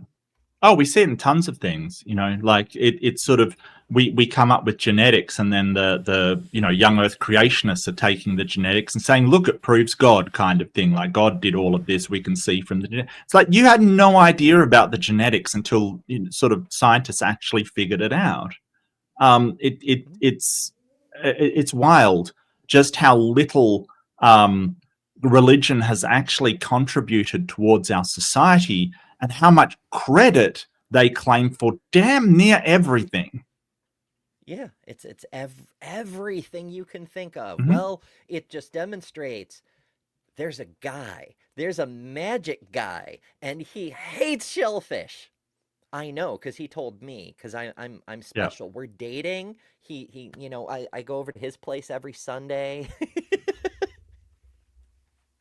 Jester, Lord of Shenaniganery. I'm gonna keep saying that because it's amazing. Sends $5. Thank you so much, Jester, and says, Oh, the it's like shenaniganery. if one of you mortals made up the story that you were both that I'm misreading. Like if one of you mortals made up the story that you were a duck phoenix and a trickster god overlooking the domain of shenanigans and fools. Such lies. The I dishonesty. love the idea of a duck phoenix, like just a duck that bursts into flames and comes back to life. I think Harry Potter would have been it would have been so much better with the phoenix being a duck, like I mean, that would have been do awesome. we know the phoenix wasn't a duck? Well, it didn't have a bill. I generally think ducks have bills. That's just because everything's so expensive. Yeah. I'll stop. Another example from the Older Testament. Is it really to be believed that until they got to the foot of Mount Sinai, the followers of Moses believed that up till then, adultery, murder, theft, and perjury were okay? They're suddenly told, oh, hey, we got some new ideas for you. I don't think so. It's a bit of an insult to the ancient Jewish faith, of which Jacob and I are both rather disgraceful ornaments in our different ways. I think our ancestors were smarter than that, and even if they weren't smarter, they wouldn't have got that far if they'd been under the contrary impression. The golden rule is something you don't have to teach a child. There's no need to say, and if you don't follow this rule, you'll burn in hell forever. That's immoral teaching. Now, I hope I made myself clear but I'm wondering if I have, because you face me, Reverend, with two very unwelcome thoughts. Either I have been completely inarticulate in everything I've said this evening, or you have misunderstood me. I have to throw myself, or these are not mutually exclusive, and I should have seen that coming. I thought I said it's common ground. We cannot know there was a creator, whether of ourselves or of our cosmos. If you may wish to assume one, but that's the best you can do. The evidence is all that the cosmos evolved, and the evidence that there was a single mind, purposeful creator of it is nil. There's no evidence for that at all. It's nil. We proved nil. I love it. Mm-hmm. And if you remember, you can also put nil in the chat. Nil, of course, is the great not God and creator of creator gods, which answers the question, where the fuck did God come from? Or any god, for that matter. Mm-hmm. So yeah, that's deep lore. I haven't made a nil reference in a while, but yay, nil. I didn't know Christopher was aware of the mysteries of nil. I know that's not what he was talking about. Details. By all means, believe it, as long as you don't try and make me believe it or teach it to my children. Well, let me say, now On that that, we've on got, that- no, on that I have to insist, because that's not a difference I of will opinion. meet you on common ground there, but I would say that many people, I among them, in our own lives, have had experiences that make me believe that there is a God, and make me believe that my seeking God and seeking the guidance of a supreme being is real to me. I'm not going by Moses. I'm not going by Peter. I'm not going by the man that you said was allegedly Jesus of Nazareth. I'm talking about in people's personal experiences with their interaction through their own faith with God, can say that you or no one else can tell me that did not exist. If I was only sitting up here arguing with you over scriptures, then you would have points that I would consider valid to this discussion. But I'm not here to defend scriptures. I didn't write those scriptures. I lived my life. And in my life, the existence of God has been confirmed to me in my own personal dealings and my own. I hate the personal experience bullshit because Yeah. I've had most of these personal experiences. They're Mhm. bullshit. But also, it's the same dishonesty repackaged. You can say the scripture means nothing to me, but when you get up on that pulpit on Sunday, what are you preaching, Al? Right. He's not saying, "Hey, I bought some groceries and felt like God was helping me," kind of thing. Like, that's not what he says. He gets his Bible out and he preaches the Bible. Like, let's not pretend that he's preaching about the feelings he has in his life. He's preaching the Bible, and they don't teach their Sunday school. They don't go to Sunday school and say, "Hey, you know, you'll have God communicate with you directly." No, they're taught the Bible stories. Some of the Bible stories. Some of them are just PG or R-rated. Yeah, select portions. The nice Bible stories, because the horrible ones are pretty bad. Pretty bad. Even the good ones are pretty bad. My goodness. Pretty bad, I yeah. remember seeing a children's book about Noah's Ark, and it's like, it's got the boat and all the cute little animals and whatnot. And I'm like, oh, a lovely children's story about killing every human Everything, on Earth. yeah. What a loving God. Uh-huh. Just glorious, yeah. But that's the thing. Like, and this whole thing of well, I've experienced God in my life kind of thing. That, like, when Hitchens said, "Hey, there's no evidence for that," that's still not evidence for it. That is, you feel like there's a God in your life. Okay, how do you show that? And if you can't show it, it's not my problem. Like, you're basically, I could say, "Hey, I feel like there's fairies in my life. They're invisible and ephemeral, but I feel like they're there because when I hear music, I get a good feeling." It's the fairies. It's not up to you to show that there are no fairies giving me these feelings. But a lot of people, they don't have God talk to them. They don't have God appear to them. They're just saying, "Hey, I feel something when this happens." And it's the only reason that is because they've been taught to associate that feeling with a God. That's the only reason. Everybody has these feelings. Everybody feels happy. Everybody feels sad. Everybody feels vindicated. Everybody feels these things. It's just from a very early age, they've been taught that is God. And so, when you start to talk to them, you're like, "Oh, you're talking about normal human feelings. Oh, yeah, there's nothing God about that. That's just being human." Yeah, humans have feelings. We have, many of us have an internal monologue, and I don't know about y'all. I'm more than a little neurodivergent, but sometimes my internal monologue sounds very much like a separate entity telling me, "Hey, maybe you should go do this before it's time to go to work," or whatever the case may Right. be. Yeah. It's you get these bits and flashes, but more importantly, a voice in your own head, experiences that you have, visions that you receive, whatever the case may be. Why should I believe you about this God you're talking about that you're having a relationship with? Because here you are saying Jesus is the truth and the way and the light, and Yep. and here's our buddy. I'm trying to think of I know Islamic people. I just can't think of any of their names right now. let's Yep. let's just say Isa, for example. I believe he's Isa? Isa, yeah. I know he's not like mainstream Muslim, but it doesn't matter. But if he said, for example, the Prophet Muhammad or whatever, why would I believe Al over him? Isn't he Or Sufi? that's what I was thinking. Yeah, I think so. Yeah, Yeah, I think I'm he just follows Sufism. it's been a while since I've heard him talk about it, because sometimes he comes on Joe's channel and they like to talk about old stories, which is really fucking cool.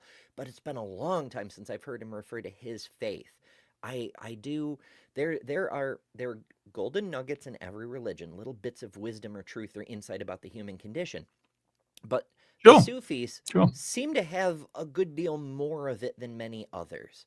Like there's that famous poem by Rumi, the primordial prototype of the whirling dervishes, which does not translate into English super well, but basically boils down to, I began as a mineral and eventually arose as a plant. And then I died as a plant and became an animal. And then I died as an animal and became a man. So why should I fear death? Because every time I've become something more. So when I pass from this mortal coil, I shall become an angel. And when my angel life ends, I'll be something that I cannot even conceive of now. And, you know, I don't have any reason to believe that either, but for many years I took great comfort in that thought. Hmm. So yeah, there's a lot of cool shit in there. Anyway, tangent again. Well, do digress. Sufism's one of those ones that sort of they really separate sort of a sense of spirituality from anything in the world, and they sort of just go down this sort of spiritual route. So it's very, you know, they don't try and impose upon anybody. They really are just, you know, practicing their religion. I don't have a problem with that. I don't care, you know, like that isn't an issue for me. It's just, you know, but I think that Isa doesn't talk a lot about the actuality of things. It sort of is this nebulous concept to him, which is interesting, but I don't think he really gets into whether God actually exists or not, you know, is actually real or not. I'm not 100% sure, though. Yeah, I don't know. In any case, we're doing a thing. Yeah. Look, if people are worried about tangents, they're on the wrong channel, to be honest with you. It's you know. I mean, we've been saying for well over a year now. Oh yeah. People don't come here for the debate; it's for the tangents that it Right, provokes. right. Which is why I think fair use absolutely protects us, because we'll have like an hour debate and it'll take us 4 hours to get through it. You know, it's crazy. Faith being vindicated and validated that had absolutely nothing to do with scriptures, whether they were right or wrong. And again, I pose the question, when you raise the issue of morality, if there is no supervisory being, then what do we base morality on? Is it based on who has the might at any given time? Who's in power? No. What is morality based No. on? If there is no order to the universe, and therefore some being... Hold on, that hurts my head. That's a huge non sequitur. And yeah, we hear that a lot from theists, but it really bugs me. If there is no overarching morality, then there is no order to the universe. We see order to the universe, therefore there must be an overarching morality. But these two things are not fucking connected. Right. Ugh. But he's kind of conflating moral facts with physical facts, or you know, physics, basically, like the order to the universe. You know, gravity will makes the universe work. It doesn't make it a good or a bad thing. And I've sort of outlined this to people saying that you know, evolution is evil kind of thing. It's like, no, evolution's just a process. It's not good or evil. It has things that it does well. It's got drawbacks, just like gravity. Like, just because people have fallen to you know, and stopped living through gravity doesn't make it evil. It just is. Well, you know, gravity is all drawbacks. In fact, you might say it's nothing but downside. Yeah, downsides. Yeah. I am a nerd. No, that's okay. That's absolutely true. Although white holes, if they do exist, would apparently be sort of pushing instead of pulling like gravity. So that may not be true. Might be like that anti-gravity stuff from white holes. If you want to learn about white holes, go to adamandeve.com and enter code word Brentley. For 6 free movies, 3 free gifts, and free shipping on the whole order. I've been trying so hard. That ad always comes up at some point. I don't get. It's our friend Brentley over at Punk Apostate. Yeah, His I know Punk sponsor Apostate. is Adam and Eve. Oh. And like, okay. Double entendres are like, and if you want to learn about white holes or going deep or whatever, okay. So many opportunities. Yes, get your butt some stuff. And it just amuses the hell out of me to do Brentley's ad on other channels, including mine. Oh, okay. I didn't know that. I didn't know that. I don't even know what Adam and Eve is. What is Adam and Eve? It is the United States' largest adult toy dispensary. Oh, okay. That makes more sense now. I didn't know what that was, so okay. That makes a lot more sense now that I understand the context. And I did like that episode of Red Dwarf, Jessica. I really do. That's another show I still have to watch. Oh, goodness. My Unfinished Very Sock good. says, don't chase after tangents. Like and share the stream instead. And yes, do please make use of those buttons that YouTube gives us. And Jester, Lord of Shenaniganery, sends another $5. Thank you very much, Jester. And says, I neither understood anyone feeling compelled to say the titles, nor the belief that the titles cease to be applicable. Feel free to keep saying them. I shall. And there's no compulsion, but if it's funny, I'm going to say it because I need to turn my mic up again for the third time. Damn it, StreamYard. I'm running out of room to adjust this mic volume. Oh. What can we do? What can we do? Anyway, good to see you, Booba Sweat. Being some force that ordered it, then who determines what is right and wrong, what is moral and immoral? You use very religious terms interchangeably while you attack the idea of a God. There is nothing immoral if there's nothing in charge, because that's demonstrably not true, but whatever. Everything becomes moral if, in fact, the species as we are is all there is. We'll determine. No. You're correct. We cannot turn down Mark. Yeah, well, I mean, you can. I probably literally can, but I'm not sure. No, I mean, you could, but like... Hang on. I could get it to auto-adjust me, maybe. Like, auto-adjust me?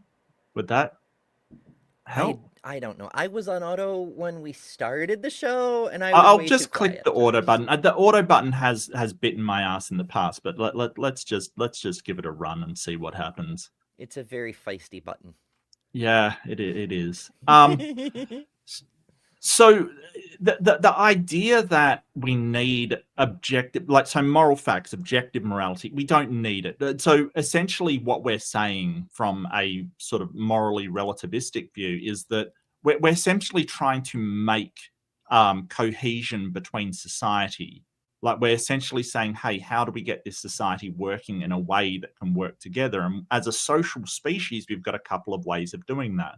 Empathy is the biggest one, and that was what Christopher Hitchens was talking about. He's sort of saying, hey, the golden rule, that's the other one, reciprocity. And empathy, we don't have to teach children that. They will understand empathy. They will understand, unless they have some sort of issue with their mirror neurons, like people with psychopathy or sociopathy, they will understand how it feels like for another kid to be crying. You don't have to teach them that.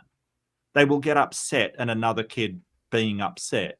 They will understand it.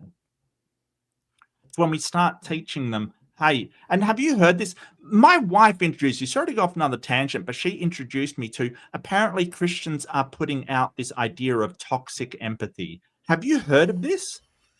A little bit. It's been a thing. It's something to do with one of Trump's random rants where somebody said the sin of empathy, and they've been trying to make that thing ever since. Yep. So essentially it's if somebody is leaving Christianity or somebody is doing something that is sinful by them, being nice to them or not being a complete cock to them basically is toxic empathy. It's not good for them. You have to be horrible to them in order to help them. Like, so it's kind of like that tough love kind of thing. Like, so if somebody is having issues or is in a bad place, being empathic to them is just bad for them. And it's like, oh my, that is just awful. Like, that is absolutely awful. They're basically trying to convince their followers that empathy is a horrible thing to have and bad for the people that you may feel for. It's absolutely absurd. It's absurd. You can sort of say, hey, we've got to do this, like an intervention, for instance, right? We've got to intervene when somebody is having a bad time, but we still have empathy for them. That's the thing. We may say, hey, we're doing this because we love you, but you still have empathy for that person and where they're coming from. It is such a horrible idea. And Lynn sort of told me about it, and I was like, no, there's no way. And no, this is apparently a thing they're trying to get going, is that don't have empathy for people. Wow. Yeah, you don't want to be a weakling like that Jesus fellow. My Yeah, goodness. yeah, and that's the whole point, and somehow they've managed to convince themselves that it's completely in line with Jesus's teachings. I don't know how that is even possible. Well, we'll see when the apologists start apologizing for it. Yeah, we'll see how that goes. Yep. Let's decide every 4 years what's moral.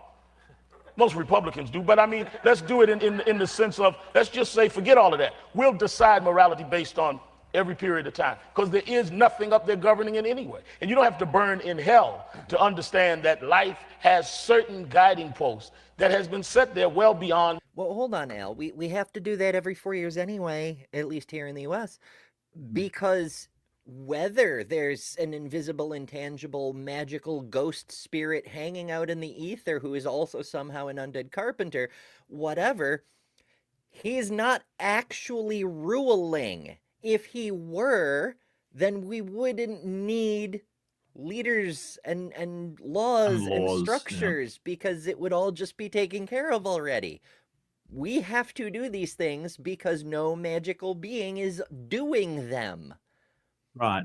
And I think that a problem comes when you sort of try to say there's these objective moral facts that you all disagree on it.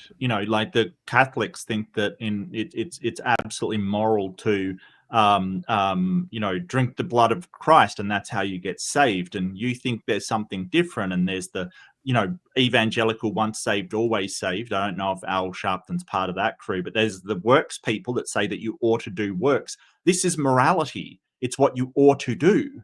So you guys, like, when we have something objective, what we find when we have something objective is that everybody will agree on it, right? That hey, there's these things that are objective, but you guys don't agree on morality. It all differs, which suggests that, hey, it's not this objective fact that we're all finding independently. They vary wildly across culture. So I think there are certain things that allow cultures to work, like sort of, not killing your own kind. But there's other things sort of, that people think is moral, like not killing at all, that other cultures have been perfectly fine with doing. Invading another country, for instance. Yeah. So if these moral facts exist, how did you find them? Because you're not talking about the Bible. You're saying God has interacted with you directly. Well, there's tons of people that think that God interacted with them directly, and they're in jail for doing horrendous things. So it cannot be that you're getting them directly, or else you wouldn't have to teach children what is moral and what is not moral. Yeah. If you were born with this stuff, then there wouldn't be a need for that kind of education. I mean, even on the purely instinctive, empathetic level, there's so many children have to go through that period where either they steal another child's toy or their toy is stolen, and they have to explain, well, how would you feel, and all of that whole thing. Like, if it were written on your heart, that wouldn't be necessary. Your own being. And I think to think that the whole world was waiting on one's birth, your birth or mine, or death to set the framework of morality, I think that is very arrogant. It's also delusional. It isn't that exactly what Christians say, though, that the whole world was waiting on one man's birth or Yeah. death, depending on your perspective. Mm-hmm. It's a very odd thing for a Christian to say, anyway. Yeah, very strange. Maybe he's not a Christian. Maybe he's retreated again. He's a deist at this point, maybe. Even though he was a Christian before when he was talking about, it's got to be written in stone. A deist wouldn't say that. A deist would just say, hey, God didn't lay down any morality. It's up to us. See, this is why hats are so important, because if Al wore hats, he could alternate his hat. He could be like, okay, now I'm a deist, and then when he makes his next point, boom, I'm a pastor, and it's just, Christian Al, yeah. Yeah. Now I'm wondering if I can get my crown onto this hat. I'll be like little cockeyed, little. Oh, Jess has got a good point. Imagine rewriting the Good Samaritan story to take into account the sin of empathy. Yeah, it's obviously, yeah. Yeah, so after the Good Samaritan does his thing, everybody stones him to death for being empathic. That's the moral of the story. Get that guy for caring about others. Foreigner in your land. Right. Deport them both. Delusional, but it is very arrogant at best. Again, in reverse order. Don't look for help from the referee. I'm over here. I incline in your direction, sir. Said it before. Very suggestive thing that you just said. If there was no one in charge, how would we know how to act morally? And this is indeed a very profound observation. It's said it's argued by Smerdyakov in the Brothers Karamazov. So without God, anything is permissible. Some people believe that. Some people believe that without the fear of divine total surveillance and supervision, everyone would do exactly as they wished, and we would all be wolves to each other. I think there's an enormous amount of evidence that that's not the case, that morality is innate in us, that solidarity is part of our self-interest in society as well as our own interest. And very much to argue the contrary, that when you see something otherwise surprising to you, such as a good person acting in a wicked manner, it's very often because they believe they're under divine orders to do so. Stephen Weinberg puts it very well. He says, left to themselves, evil people will do evil things and good people will try and do good things. If you want a good person to do a wicked thing, that takes religion. For example... Yeah. Never gets old. I just want to say, just quickly, we see the same sort of approaches towards obligations in societies from animals as well. Especially, these social animals, they will have rituals that are expected to be done, or things that they're expected to happen in order for them to survive or propagate or work together. The fact that humans are so very developed in communication and sort of cognitive ability in a certain sense, ours are very sophisticated and rise to the level of sort of a codified structure, but we see this in animals all the time. We see it constantly. So these traits are not just human specific. And I don't think a god laid down, morality for capuchin monkeys. I don't think he did. Or if he did, the text is silent on it. And yeah, so I think that also when we study cooperation, game theory, for instance, it tells us that cooperation is way more successful than conflicting with people. Cooperation is way more, not just outright cooperation, but cooperation with reciprocity if the person doesn't cooperate with you. If you look up game theory, they've done tons of tests, like with these, the prisoner's dilemma. Mm-hmm. And the most successful outcomes are the ones where cooperative effort is put in. And so morality is simply a way that we can cooperate with and achieve what we need to achieve by formulating a codified set of either responsibilities or obligations for people to follow, what we ought to do in order for us to cooperate and survive, and more than that, flourish.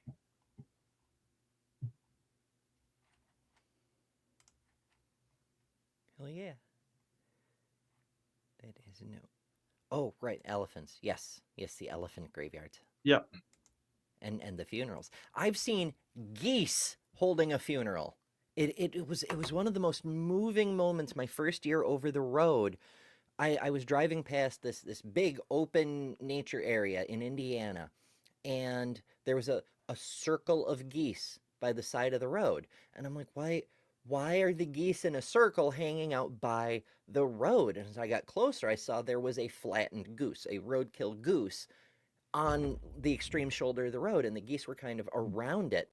And they had their heads bowed, and one of them had its head up and was making like this.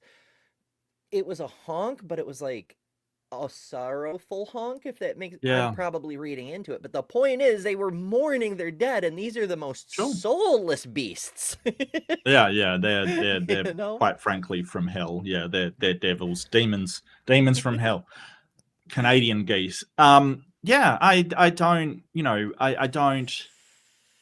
We know that dogs mourn their owners. We know they do. Like anybody that's had a dog and their owner has died, they will mourn. They will be upset. They will hang around where they sort of died. It's not rocket science to understand. Yeah. It's a function of cognition, of feeling, of being aware of yourself as a discrete entity with the ability to make relationships. I mean, humans and dogs, we both have the ability to pack bond with members of other species, which is freaking cool and a huge evolutionary advantage for both species. But I mean, that's true to some extent for like geese again, for example. We know that they mate for life. They're capable of having a bond, which could only be described as emotional because it's not physical, It's oh, goodness. So yeah, that's nature doing nature things.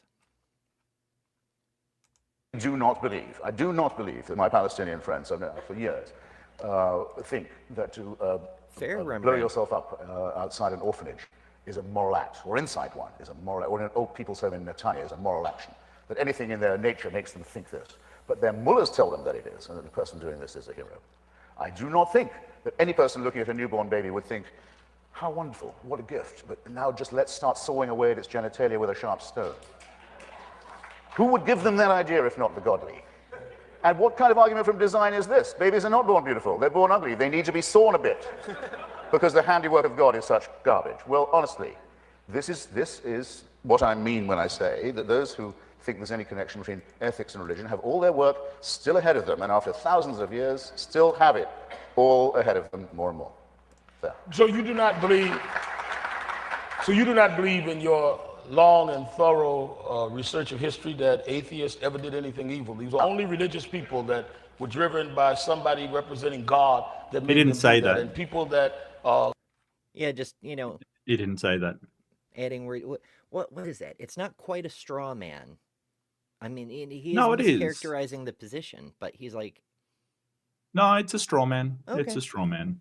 Yeah, no, he's basically, because Christopher said, hey, good people will do good things and evil people will do evil things, but it takes religion to make a good person do an evil thing. So he's saying, hey, there's evil people out there everywhere, but what we see from religion, and I kind of do agree with him. I don't think it's only religion, but I would disagree with that. But definitely when you have somebody that's like, well, I've got to do this thing that's horrendous to you in the name, for your own good.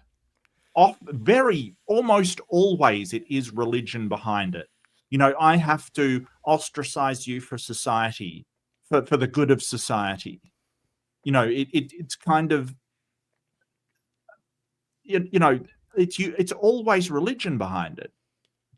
or monkeys. Or monkeys. Oh, I like capuchin monkeys. They're incredibly cute and very, very clever. And so what I was talking about in that one is capuchin monkeys. They will put sentries on lookout for snakes because snakes are their major predator. They will grab them all the time. And so they'll put on a lookout because they're very intelligent.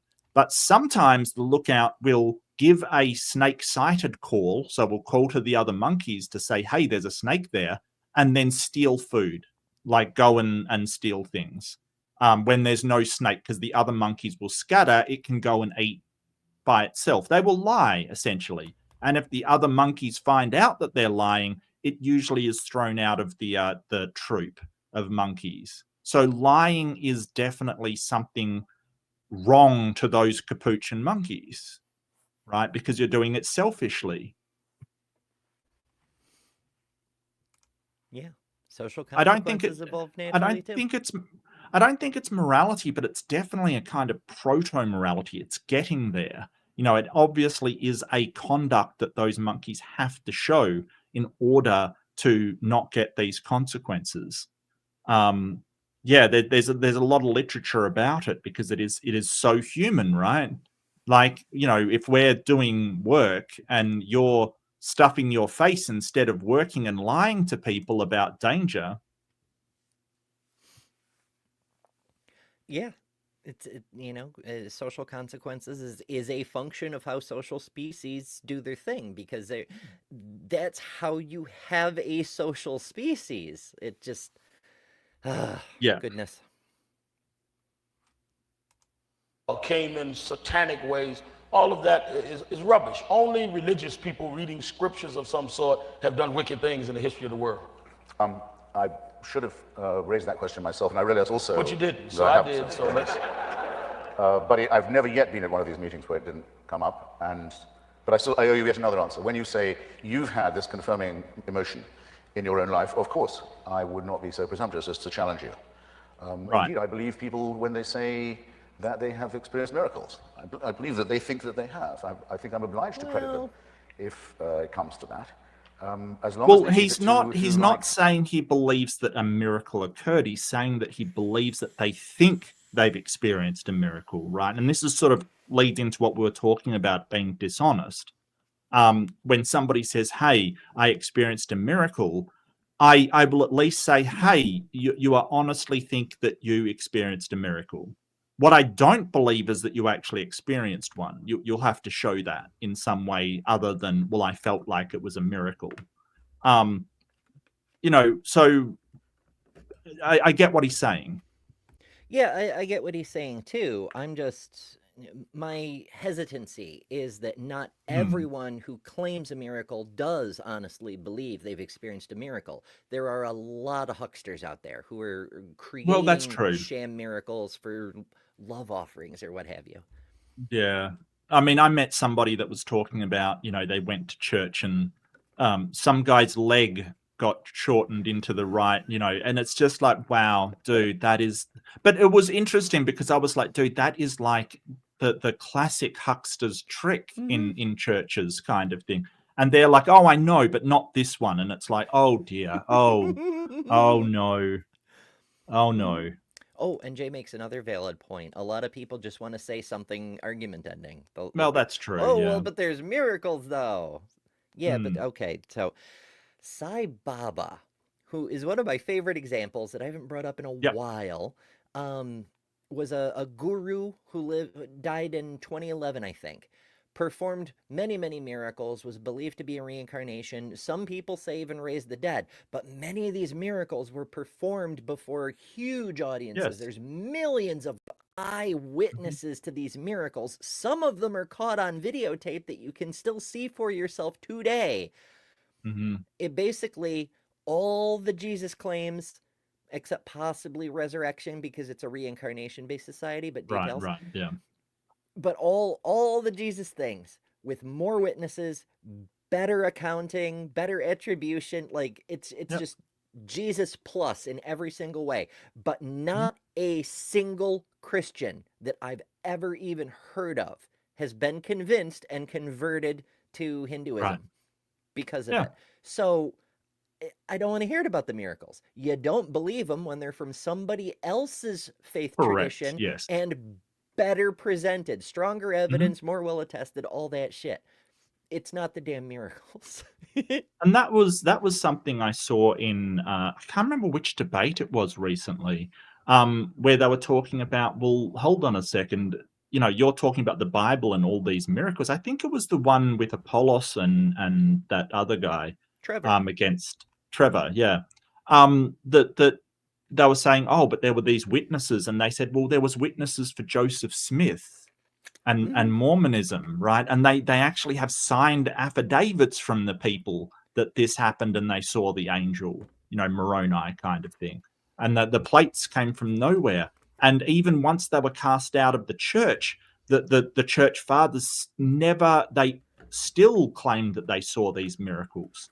And it's like, yeah, but that's not good evidence and it's like they not only had no reason to lie at that point, but had a strong motive to say that the testimony was false. Yep. And they didn't. So therefore, Mormonism true, confirmed. Nobody believes that. So that's not a valid evidentiary standard. Right. Fuck. Rembrandt says Sai Baba could heal the lame, yet spent his last 8 years in a wheelchair. That's a fun fact. I had not heard that before. That's interesting. Yeah, usually the con men will go to, well, it's not me doing the healing, it's the gods, so it's Brahman or it's Shiva doing the healing, not me, kind of thing. So I can't control it. It's incredible. Like, you see things on the James Randi Foundation, the amount of powers that dry up when that suddenly what one guy claimed that he couldn't do the turning of a page because of packing peanuts were interrupting his powers. Just hilarious. Styrofoam is a hell of an insulator. But there's scriptural backing for that too. I don't know why they included this in the freaking heavily edited Gospels, but there's that section where Jesus just can't do his magic in front of his family because they don't believe. Really? I don't know about that one. Which one was that? Oh, I forget where it is. I think Matthew, but it's been a long fucking time. But yeah, his powers just don't work when he's around people who knew him as a child. They're like, we don't believe you. And because they don't believe, the powers just don't work. And that's Jesus's excuse. He's like, oh yeah, they don't work around people who knew me before I got magic, It's just... Wow. It's just like the next best thing to admitting I am the same as the con men you see today. Right, right. And I don't know why they left it in. Maybe they thought it made him look humble. But yeah, I really should look it up again because it is a great story and it's one of my favorites to reference. So I really should refresh the details. If I can put it like this, modestly as I dare, to themselves. If I believe that I was saved because once a baby boy was born and before mutilated, was made the extraordinary discovery that he'd escaped the female birth canal. His mother was a virgin, or at least her birth canal was only one way. Thus I was a sorry thing, by the way, religion's distaste for these regions, don't you find? And something to put you on your guard. So as I thought, okay, now I know that must prove his teachings are true, which it doesn't seem to me that they do, but suppose I did, and I'm going to be saved by it. I think that was a wonderful secret. It would make me happy. It should make me happy. It doesn't make people happy. They can't be happy until I believe it too. My children must be taught this stuff. No, sir, no ma'am, no day, no way, no shape, no form. You keep your illusion private. And I hope it does make you happy, and there's perhaps some reason why it would. But we're told with the Pope's authority to say you can't have a condom comes from his ability to certify a miracle, a disturbance in the natural order. I think it was David Hume who put it slightly vulgarly. This was again about the virgin birth, I think. Which is more likely, that the whole natural order is suspended, or that a Jewish minx should tell a lie? There has to be an answer. Definitely does sound like David Hume. As to the secular... I think it may be paraphrased slightly, but yeah. Oh, absolutely, yeah. No, it definitely is, yeah. Yeah. I've heard Seth Andrews, I think, make a variant of that, that, is it... What is more likely, extraordinary magic claim or a teenager who got knocked up and had a boyfriend was like, oh, well, Maybe we'll just tell a little lie about this, Yeah. so I don't get stoned to death, as was the custom at the Yes. time. Yes. As to the secular bad behavior, well, I used to be a believing Marxist, and I've had this argument about communism in different forms all my life, and I realize you confront me with an intensely serious question, and though actually secular criminality on the political level wasn't really possible until pretty much the late 18th century, because the religious monopoly on violence and cruelty and torture and slavery and so on was so intense, it has to be said that some of my non-believing He's not wrong. forebears seized the opportunity to behave the same way. Sure, there's no question about it. And I'll put it like this, to take the best known case. Up until 1917, the Tsar of Russia was not just the absolute ruler and owner of all of Russia and all the Russian people and everything in it, but he was also the head of the Russian Orthodox Correct. Church. And he was also the head of the The church. church and the people to be Yeah. something a little more than divine. Excuse me, a little more than human. Not as high as Hirohito, but a bit higher than the Pope in secular and temporal power. If you were Stalin, you'd be crazy if you didn't take advantage of a people who had centuries of indoctrination of that kind. Of course you would want to see if you couldn't replicate that and to see about reproducing it, emulating it, trading on it, taking advantage of it. You'd be nuts if you didn't do it. So the answer, I think, which is a very long process, will be a long cultural process, is to try and move people up to a cultural and intellectual level where they are above that kind of appeal, where they're not credulous, where they don't take things on faith, where they don't make gods or idols or images out of anybody, including fellow human beings, and they learn the pleasures of Can I thinking just for say we're themselves. not How there about that yet? for a If the US is anything to go by, we are absolutely not there yet. Nope. Well, there are groups within humanity that are doing better than others along that gradual upward trajectory, but the downside of an evolutionary process is that you have to have diversity. And you're always going to have a subgroup of the Yep. population that behaves in a disadvantageous fashion compared to the optimal adaptation for the environment. Mhm. And it's proof of great design, I suppose. I think I've got to re-log in. I think I might be you're sort of hanging for me occasionally, so I think I've got to log back in. I'm So just hold on a hanging. second, and I'll come back in. All right. Well, while we're waiting, let's play an ad for the next thing coming up. For those of you joining us now-ish, we're doing a fundraiser on March 31st. Check this out. Join us on March 31st at 5:30 p.m. Central Time as we launch Secularizing US, a brand new nonprofit organization dedicated to connecting and supporting atheist, humanist, and secular people.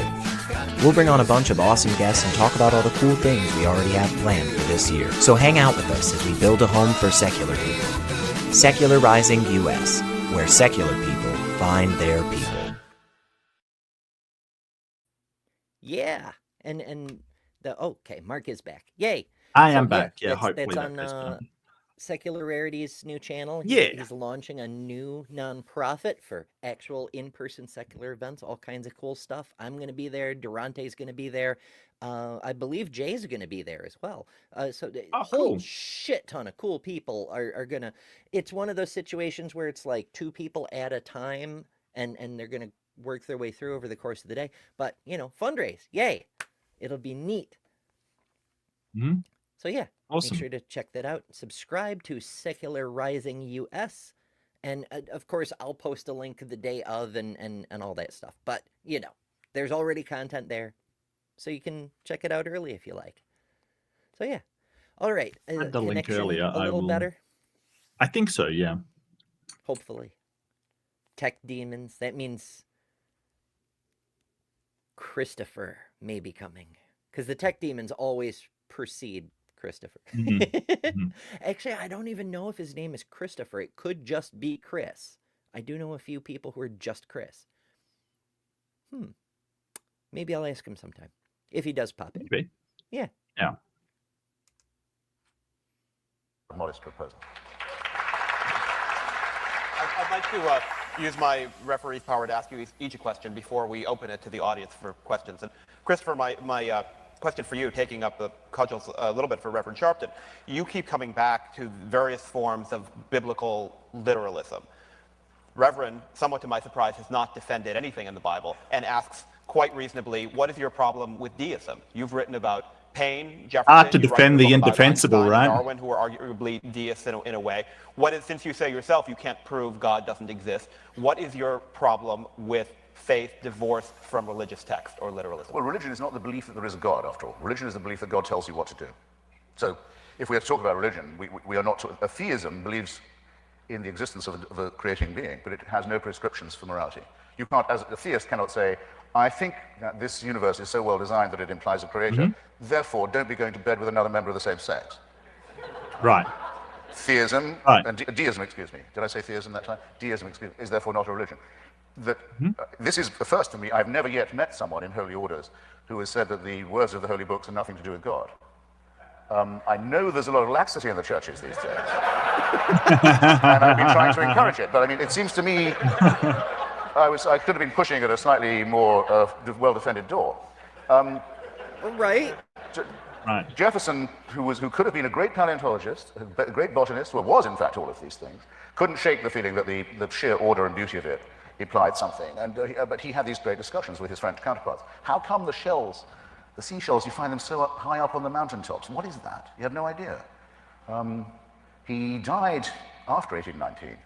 The great day in 1819 is the day that Mr. Lincoln is born and Mr. Darwin is born, same day. I know which one of them was the greater emancipator, too. Jefferson couldn't see as far. We just didn't have the horizon. Now you can hold to the deist belief if you choose, if you like. But the overwhelming evidence is that we do have an explanation for the origins of the species, ours and all others. And that each new discovery made, in however remote a part of the Earth's surface, in paleontology, will confirm, or not confute, or not contradict the body of knowledge that we have so painstakingly erected. So everything else added to that is a work of what the Church of England used to call supererogation. It's needless, it's unnecessary. Occam's razor disposes painlessly of it. It's gone, it's history. To turn to Literally you, Reverend history. Sharpton, for a moment. I was expecting you to, I think you've very eloquently made a version of the argument from design. You have argued about the idea of spirituality. He didn't vaguely really- pointed at design. Yeah, I don't think he even made that argument. It was kind of weird. It was almost like, it was a bit pre-suppy. He just was like, oh, well, you're not disproving a god. You know, like it really, I don't know about that one, There champ. is order in the universe, therefore, oh my Yeah. goodness. And that one drives me Yeah, I so suppose nuts. that is a teleological. Yeah, that definitely is. But, you know, But he I didn't, mean, like, make an argument. He just, like, Not waved really. at it. yeah. It's just, my And goodness. I think the moderator's being very generous in his thing, but the moderator does have a good point that he is surprised that Al Sharpton did not defend any of the doctrines he has been preaching. Yeah. Religious, we have to pretend them. Well, this is a really, really solid point, though, because I've preached about this before, but it really bugs me the way so many of us in our communities, in the debate sphere, in whatever the case, we have to bend over backwards to kiss an apologist's ass so that they'll stand up there and lie to our faces. And then we have, like, the shortest shrift for the people in our own communities that we call friends. It's this weirdest double standard I've ever fucking seen. What do you mean? Well, anytime anybody engages with Jim Bob, for example, you know, people have to, like, be nice and be polite, or he'll threaten to leave, or whatever the case may be. And you know, somebody says something out of line in the chat, instead of saying, hey, that was rude, they just boot him. You know, it's weird. I don't care for it. Whim Sweden. Yeah, I mean, it's not only that. I think that happens a lot. Like the things that the Republicans are doing versus, you know, the Democrats would never ever do the things that they're doing, and sort of so. I think there is something to be said by sticking by your principles, even if somebody is not sticking by theirs. I don't know. I don't see that necessarily. I think there are other ways of addressing that. Like, like laughing at these people. They want to be taken seriously, and some of them I can't take Jim Bob seriously. He's such a goon. He's a complete goon. You know, I can't take him seriously. He's a joke. Yeah, yeah. But yeah, as to Jay's actual point, we should be able to be honest about the fact that their arguments are not on equal footing. I mean, hell, ever since the start of this channel, my whole thing is an argument is not a demonstration. Correct. Like Yes. I can demonstrate gravity. Behold, like if you say your God is everywhere, all knowing, all powerful, and omnipresent, and all of that, pull back the damn curtain and show me your God. It should be the simplest thing ever. Yep. And they can't do it. The fact they have to construct these elaborate bullshit arguments that are either giant circles or filled with the entire thesaurus of Thalatheth,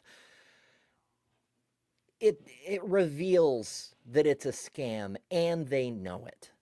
And then So can you just highlight Jay's last thing? No, I don't take Andrew more seriously. He's an even bigger goon.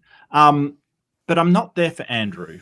Okay, so I'm there for the audience, and more specifically, people that may be able to be guided away from his particular brand of masculinity. I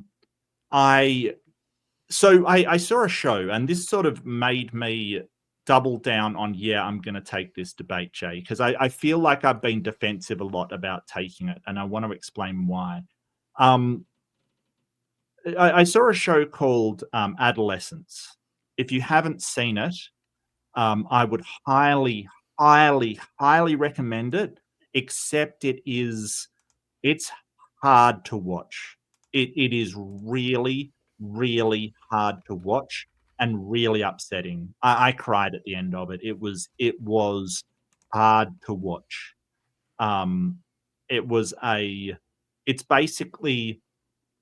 It's a story about how children are being led down the toxic sort of masculinity path, and how they're coming out with these ideas and concepts that are so harmful, so incredibly harmful. It is a hard watch. I'm warning you now. It is not for the faint-hearted. It's only a short series on Netflix. It's about 4 episodes, but men are not doing well, right? Like, we can talk about patriarchy and we can talk about, but we're not doing well. Okay, we're doing very badly. We're kind of dying out there, literally. And I would like to say there's way better ways to engage healthily with your sexuality, with your the world around you, with the current sort of state of things, than getting angry and demanding that people respect you because your imaginary friend is going to hurt them. Okay, there's a problem out there, and you know, people like Andrew Wilson and Andrew Tate and all of these people, they're a problem. They're a problem. So, but at the same time, I have empathy for these people, because I think there was at one point in my life where this kind of attitude and this kind of sort of this kind of philosophy would have been seductive to me personally, because, you know, where you have nowhere to put that anger. So I think it's important that we do something about that. But again, if you want, watch Adolescence. It is really, it doesn't blame anybody, but it's saying, hey, this is what's happening, and for me, it is upsetting. Just really upsetting. The consequences of the social situation that we find ourselves in. And Correct. yeah, that's sort of the point of feminism, is that patriarchy fucks over the men too. a lot because it's this Oh yeah. hierarchical, this is how you have to be, the hyper gender role bullshit. It's all bad for everyone, even the people at the top, the super billion, because look at the bullshit Elon has to do in order to pretend to be the super alpha. You know, he has to pay off every politician. He has to Yep. make the government fire the inspectors so his companies don't get Mm. taken down. He had to disown his own child because it Yes. was no longer politically acceptable Mhm. from his position, the position he was gunning for. It's fucking wild. And, you know, woe be it to everyone else in his life for having to suffer through that fucking nonsense. But the point is not poor Elon. It's that the system fucks everyone to some Yep. degree or another, even those that it benefits greatly. And I mean, Hello, look Luke. at Good to see you. Hi, Luke. Good to see you, mate. And look how it's turned out. He has to lie about being good at video games and doing all of this stuff. Like Yes. we're looking at a series of men that I mean, there's a reason why we contrast Trump with a baby, because he is in a state where he can't admit he's wrong. He's got to look strong. He can't admit any weakness. It is a horrible place to be in. I mean, Trump is never really happy. Like, when have you seen him just happy? When somebody else is being hurt or he's gotten one over people, it's a nightmare life for these people, Mm-hmm. and they can't stop. It's absolutely horrible, and it's a problem. Yeah, you could argue that that's exactly what Christianity, before it got appropriated for power purposes, was trying to say, that the man who tries to make pretense to absolute unquestionable strength is the weakest man, whereas the strongest man is the one who doesn't see any shame in humility, in helping Correct. others, in Mhm. bearing burdens and so on and so forth. But I'm not going to put on my minister hat right now. Yeah, but I That's think when you contrast that with Joe Biden, who, I'm not a huge Joe Biden fan, but he lost family and was, distraught over it and honest about it, like I I think that there's strength in being able to be vulnerable. Um and mhm. there's strength in being able to make solid bonds with other people, especially the important people in your life. There's strength in that. And being And yourself instead of the person right. that you think society demands you be. I might know a little something about Hmm. that. Yeah, absolutely. So yeah, and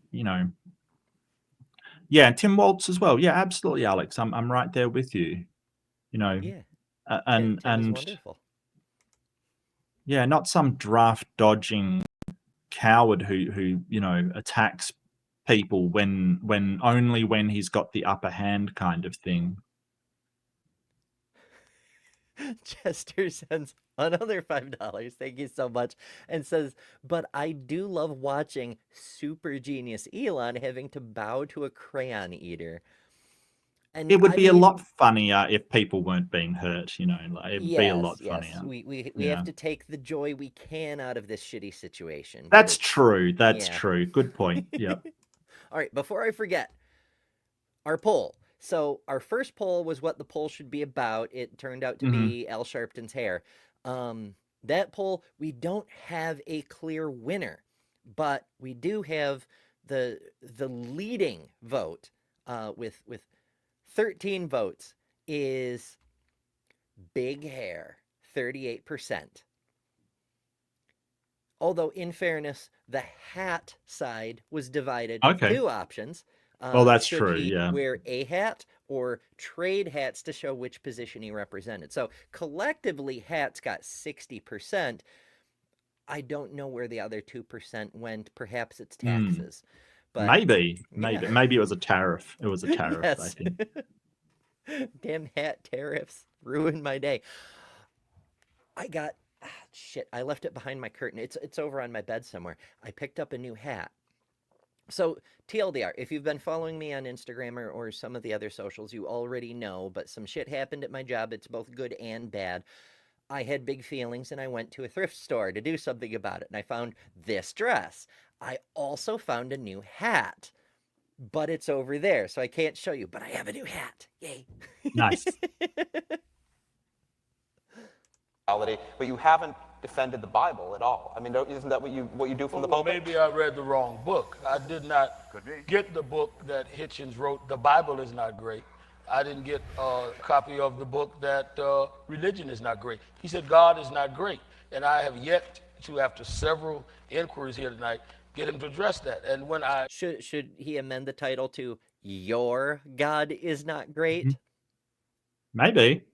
I mean, and honestly, the God that Al is defending, kind of definitionally not great, because Yeah. he's just absent. So, like, do you even need a book for that? I don't know. Maybe you do. I don't know. read his book and hear him talk, he makes a case against everything other than God. Maybe the name of the book should have been God is Not Great, I Don't Think.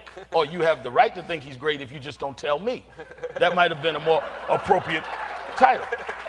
But I'm waiting for him to establish that God, not King James, not Muhammad, not Jerry Falwell, God is not great. So to ask me to defend who I have no personal relationship with, no belief in, is I'm in the wrong debate. I think that we can then agree that as long as I don't bother the sedate scholarly world of Mr. Hitchens, that I can believe in my God. And he's fine. And I'm fine with that, because I'm certainly not trying to convert Mr. Hitchens. I'm just trying to have him understand that he cannot impose upon me how I relate to God by quoting. Wow. Yeah. A Christian He's not minister complaining about imposing. someone else imposing to believe something. Holy shit. Right. Isn't it your mandate to go out and convert people to God, like as many people as possible? And wouldn't that include Mr. Hitchens? Oh, so if you're saying Christopher Hitchens said, well, I'm thinking of converting, you would say, well, I'm really not interested. Sure, Al. Like, who the hell do you think you are lying to right now?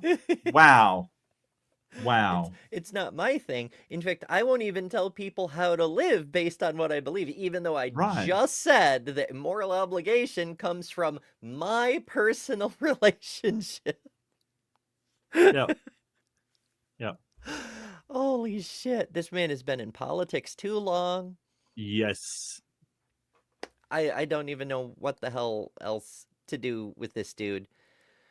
Oh, yeah, it's amazing the extent. Jay says, I should read the whole thing. I lecture Chris about this from time to time.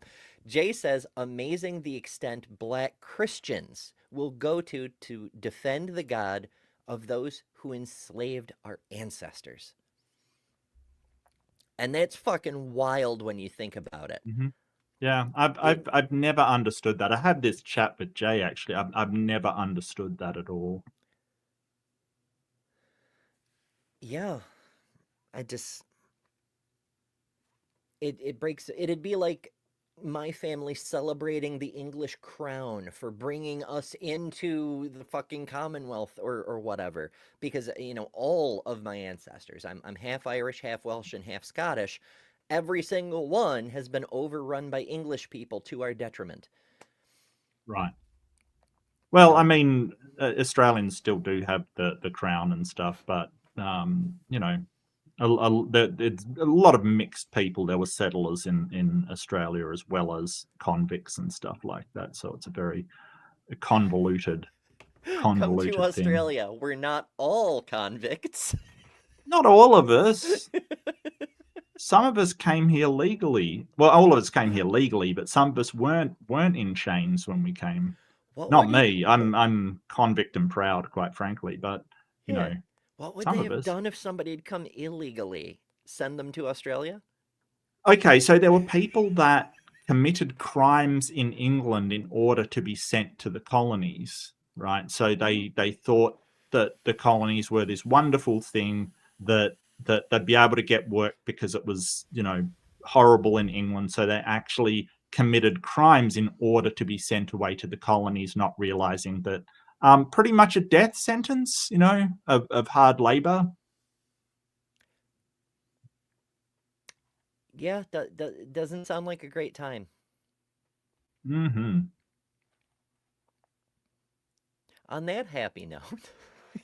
Things that I may or may not believe anyway. I'm afraid we're not going to have any conversions tonight.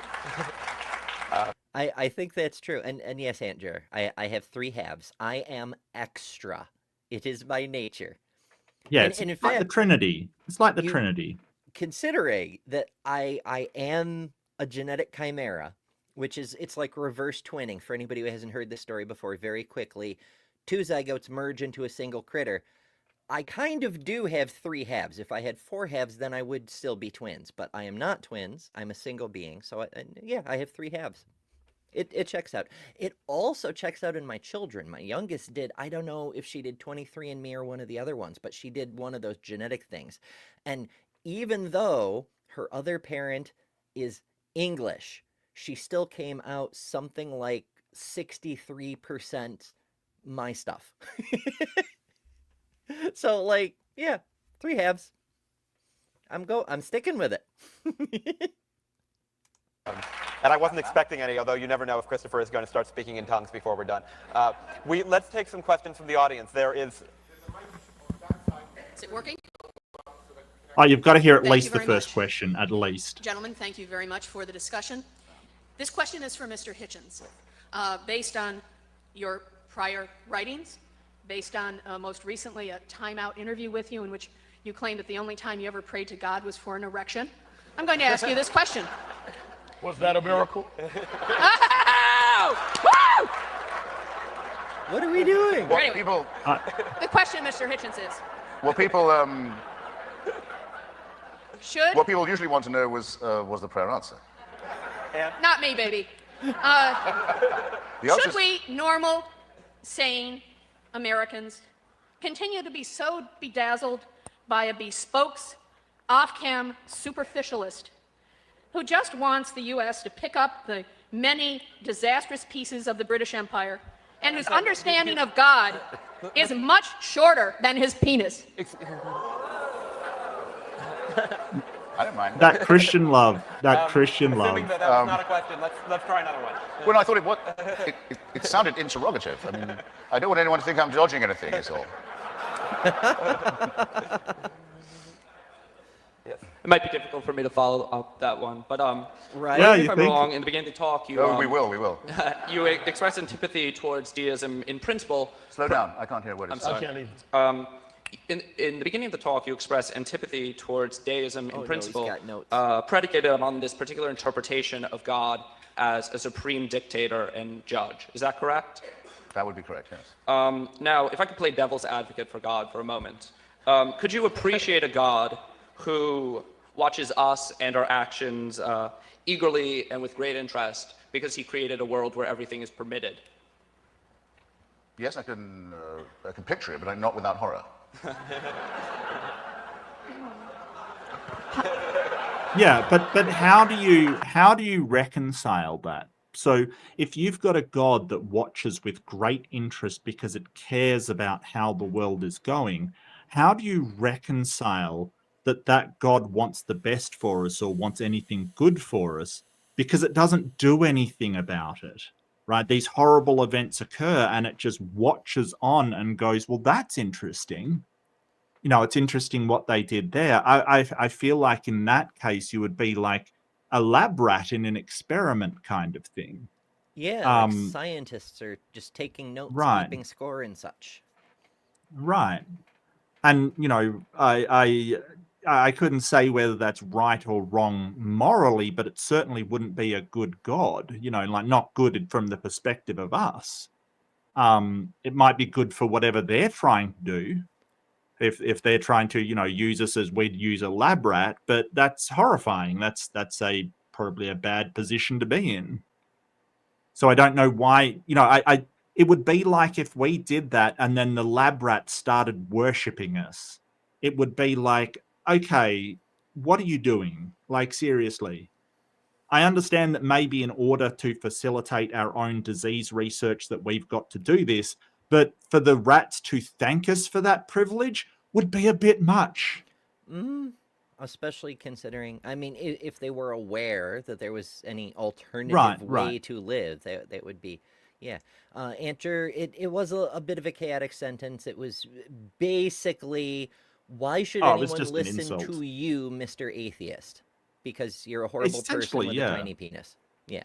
Yeah, so she basically attacked, him being an atheist. He doesn't know a lot about God, which I would be prepared to bet he knows more about the Bible and her God than she does, which is often the case that we see in these debates, that the atheist will know more about the religion than the people in the debate. Now, I wouldn't say that Al Sharpton, I don't know. He didn't actually really talk about his religion at all. So maybe Christopher knows more than he does. I doubt it, but he didn't talk about it at all. We've both met people who've spent their lives in ministry who know virtually nothing about their own religious history or the book they claim to believe in and so forth. It's it's rough. I tend to agree with Jay on much of this.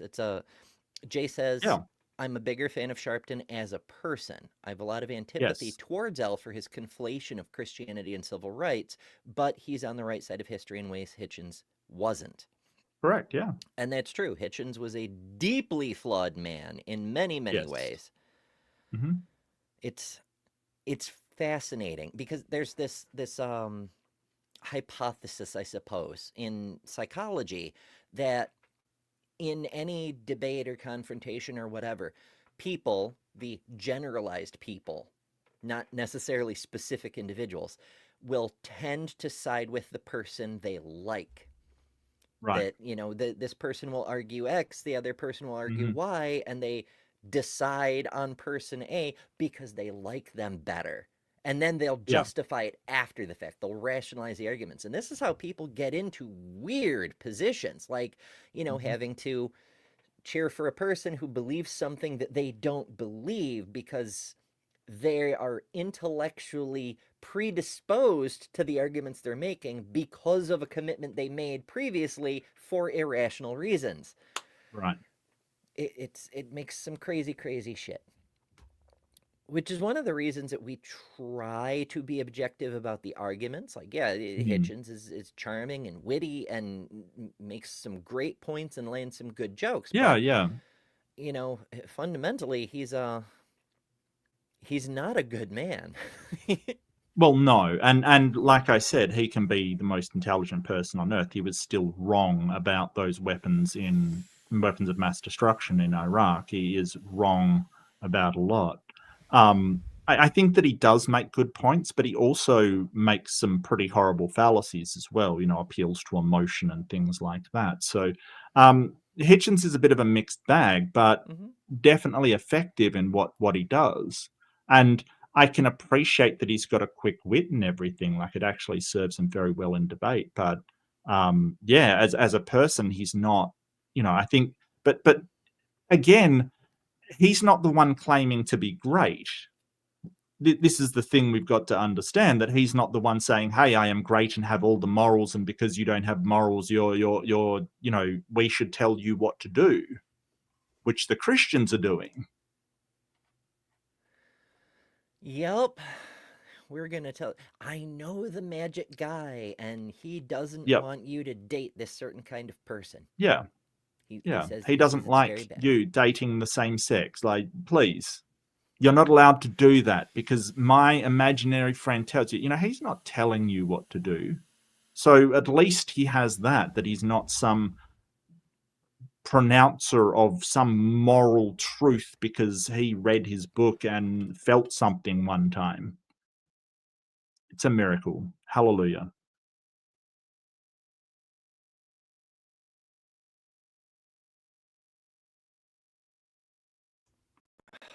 This works better if I'm not muted. Usually, yeah. I have found it really helpful. Also, when I said I felt something every single time I picked up this book. usually disgust, revulsion, horror, etc., but sometimes something that's hilarious. Like, but also I physically feel it in my hands. But this, Right. as the good Reverend pointed out, is not the God. I have yet Right. to find the God. Hmm. Although, according to some recent legal papers, it may be invested in some crackers that are currently in the hands of a Satanist group. Oh, okay. Yeah, it's a whole story. Hemet Meta and the Friendly Atheist covered it in I think it was his live stream yesterday, just randomly. There's a Satanist group in Kansas who wants to do a protest. The guy who's organizing the protest has been informing people that he's gotten his hands on a consecrated host, the crackers. Okay. And the local bishop has filed a lawsuit in the actual court saying, "Give us back our Jesus." He's holding Jesus hostage in the form of crackers. And it's fucking hilarious to me. This is hilarious. Like, seriously, I is that kidnapping technically? I don't know. Yeah, it's freaking wild. And it's even better. The bishop in question didn't bother to contact the dude and find out any details. He just sued him. And Of course he did. The fellow, he freely admits, he bought the crackers on Amazon. They're just generic communion wafers off of Amazon. And yeah, Andrew, you can just buy them on Amazon, and that's what he did. And the consecration, see, the bishop is assuming that they broke into the Catholic warehouse and stole some pre-consecrated crackers, Right.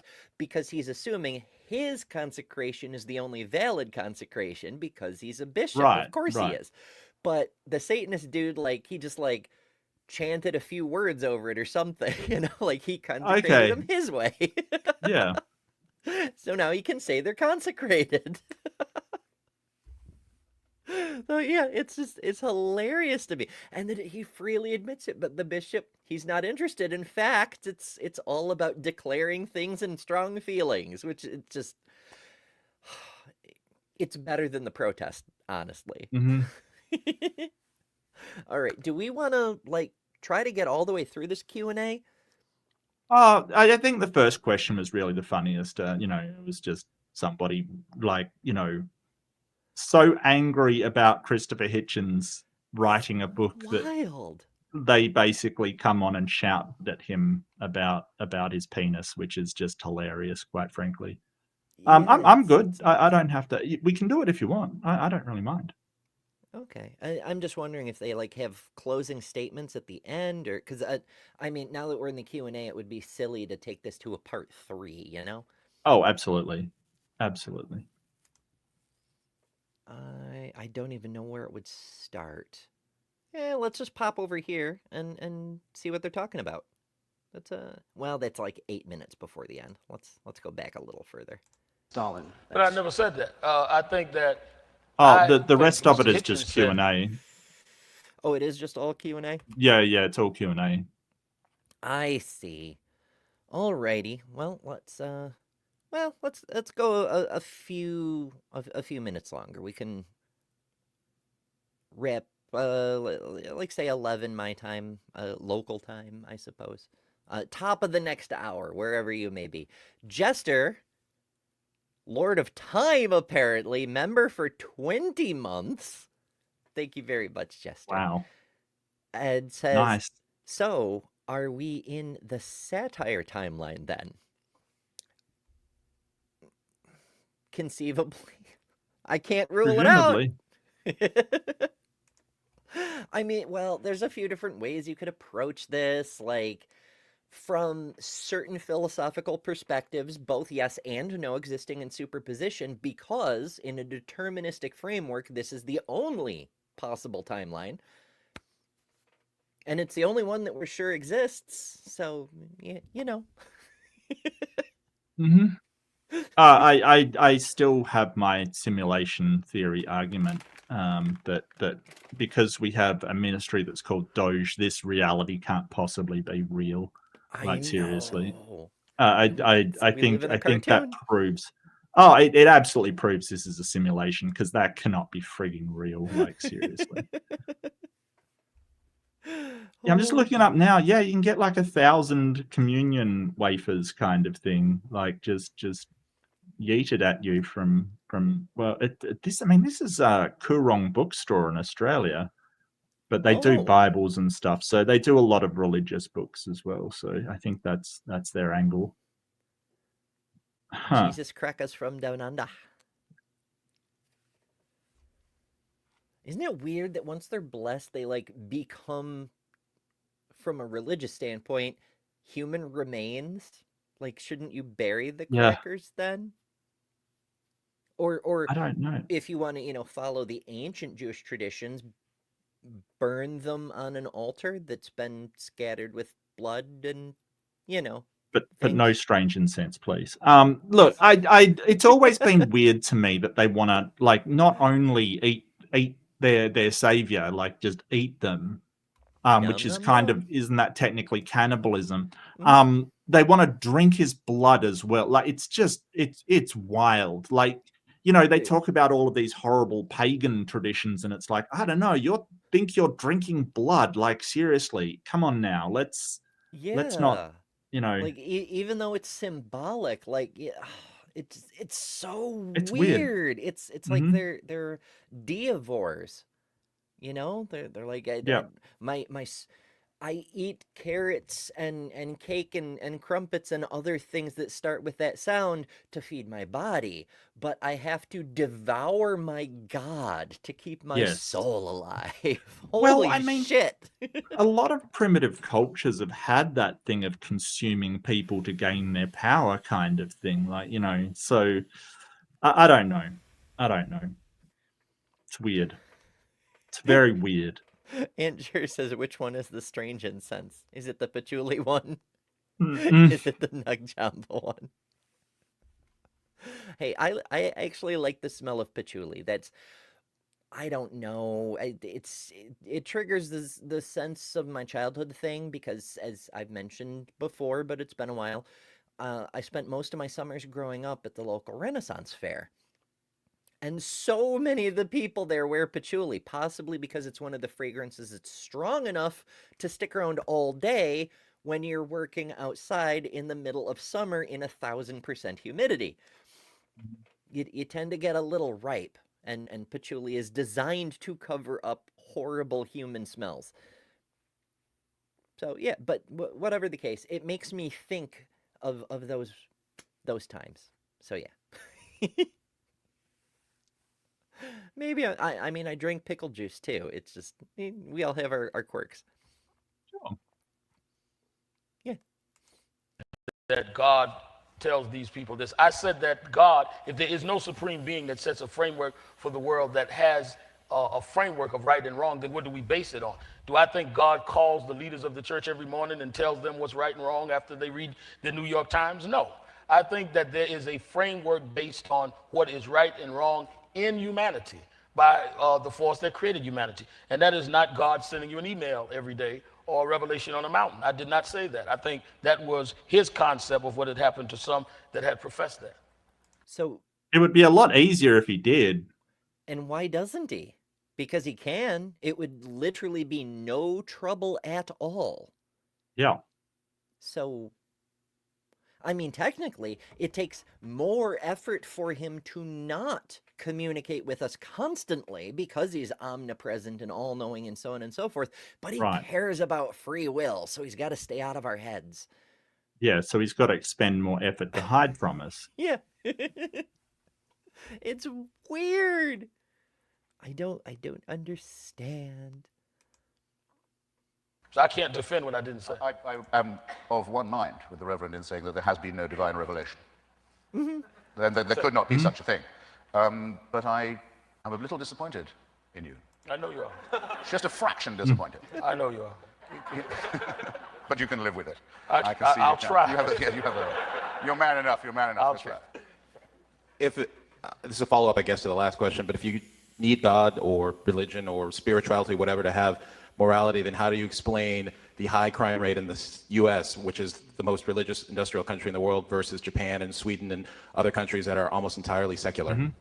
Well, I think you confuse two things in your question. There, first of all, is a distinct difference between spiritual and religious. You kind of intermingled the two. And I think that those that commit crimes, and I hate to disagree with Mr. Hitchens, are not all believers in God. I mean, to say that question is logical is to say that every criminal is a God-fearing person that commits crime. I have a feeling, I certainly don't have the data at my disposal as my good friend Brother Hitchens, but I would suspect atheists commit crimes too. Yes, but at a way less rate than Christians do. Like that's the thing. We're looking at rates of crime, and here's the thing: not all Christians are in the same sort of bracket kind of thing, right? Like so, Jewish people, for instance, they believe in God. They don't commit as much crime. There can be other reasons why there's people with sort of in jail with sort of high Christians amounts in jail because the parole board looks favorably on you if you're a Christian. That's definitely one reason, but it still doesn't account for the tiny amount of atheists that actually commit crime. There's many dimensions that go into this. I studied criminology a little bit in my pre-law course, and there's so many factors. But in the context of this discussion, the underlying idea that if you do wrong, if you commit crimes, you can just say, "I'm sorry, Sky Daddy," and all your crimes are washed away, at least from a spiritual perspective. Although the Reverend is correct that technically spirituality and religion are different things. The Clergy Project demonstrates that you can still be a member of a religion without having that spiritual element because you just don't believe anymore, but you stay in the church for the community or because it's your job or whatever the case may be.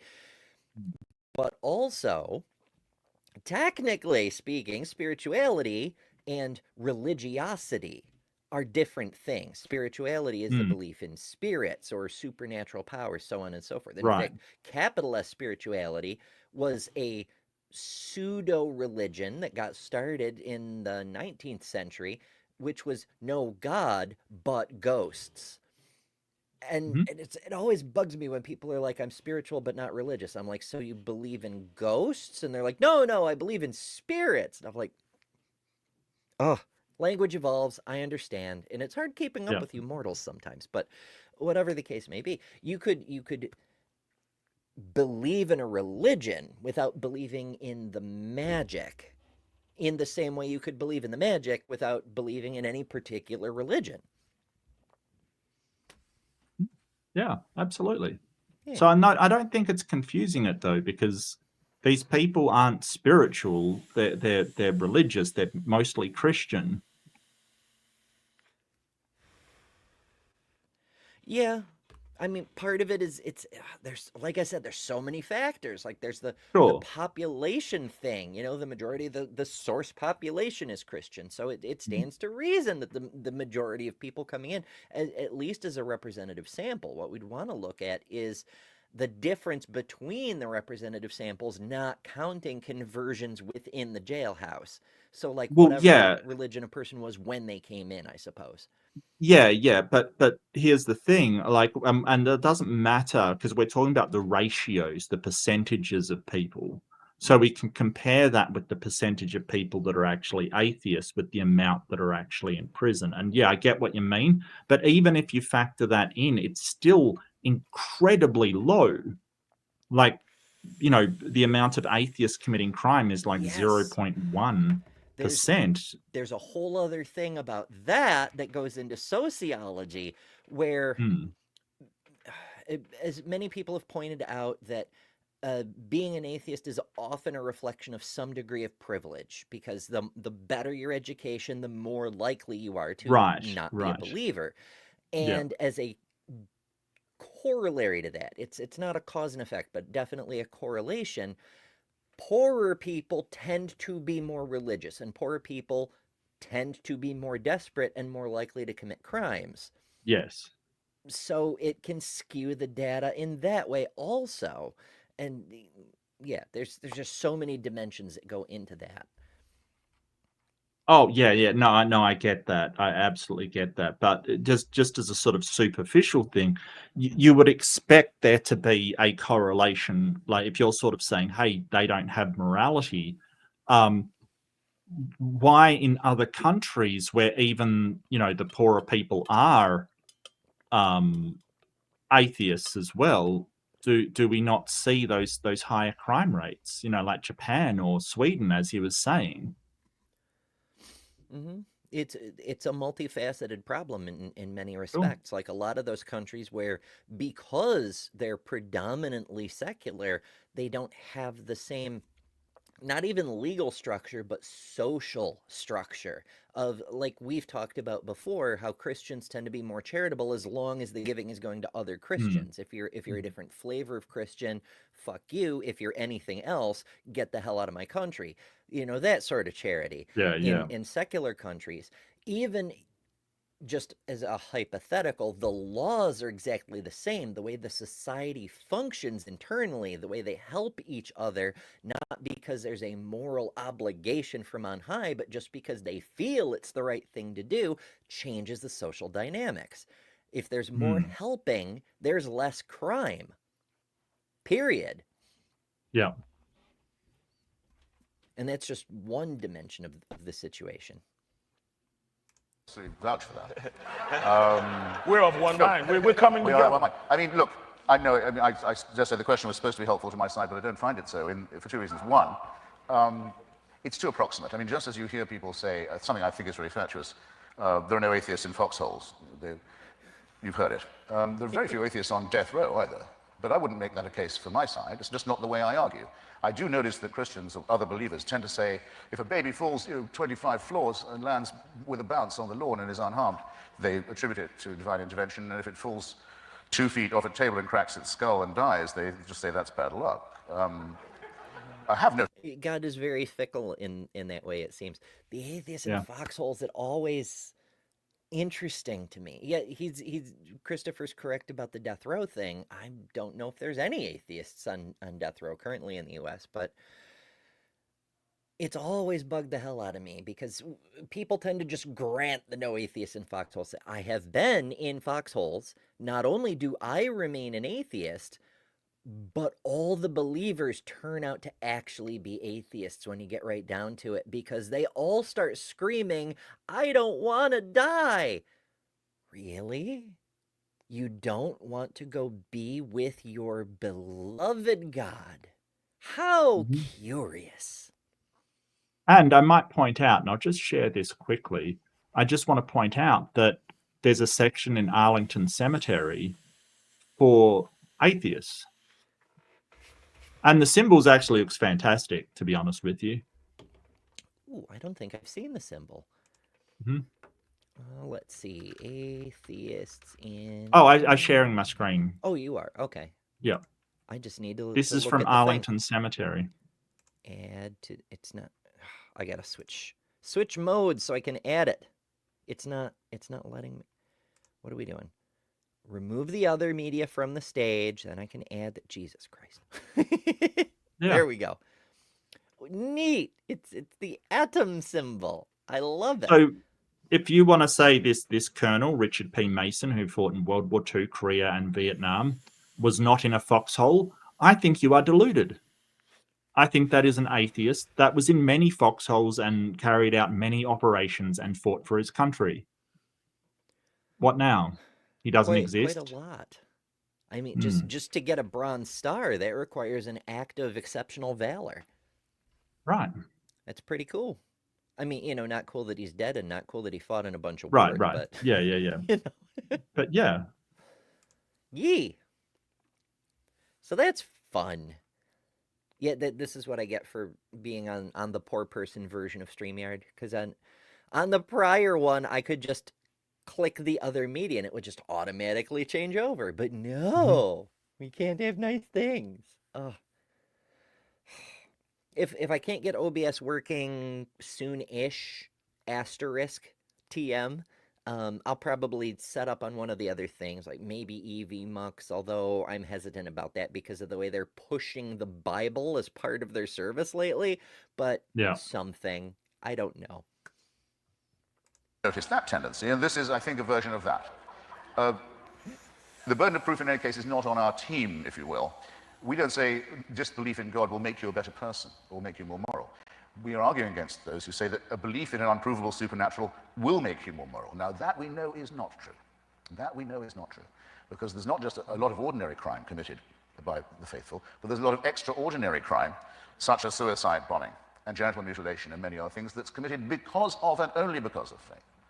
So the way to get the crime rate down would be to increase atheism and disbelief? There is no corollary, as I was careful, I think scrupulous in saying, there is no corollary on the atheist side to that. But those who argue that religion is a source of morality have, as always, and as so far this evening, all they're explaining still ahead of them. And that's with 2,000 years of failure to chalk up. But I must say this, and I know we have some more questions. Atheism has been here for thousands of years, too.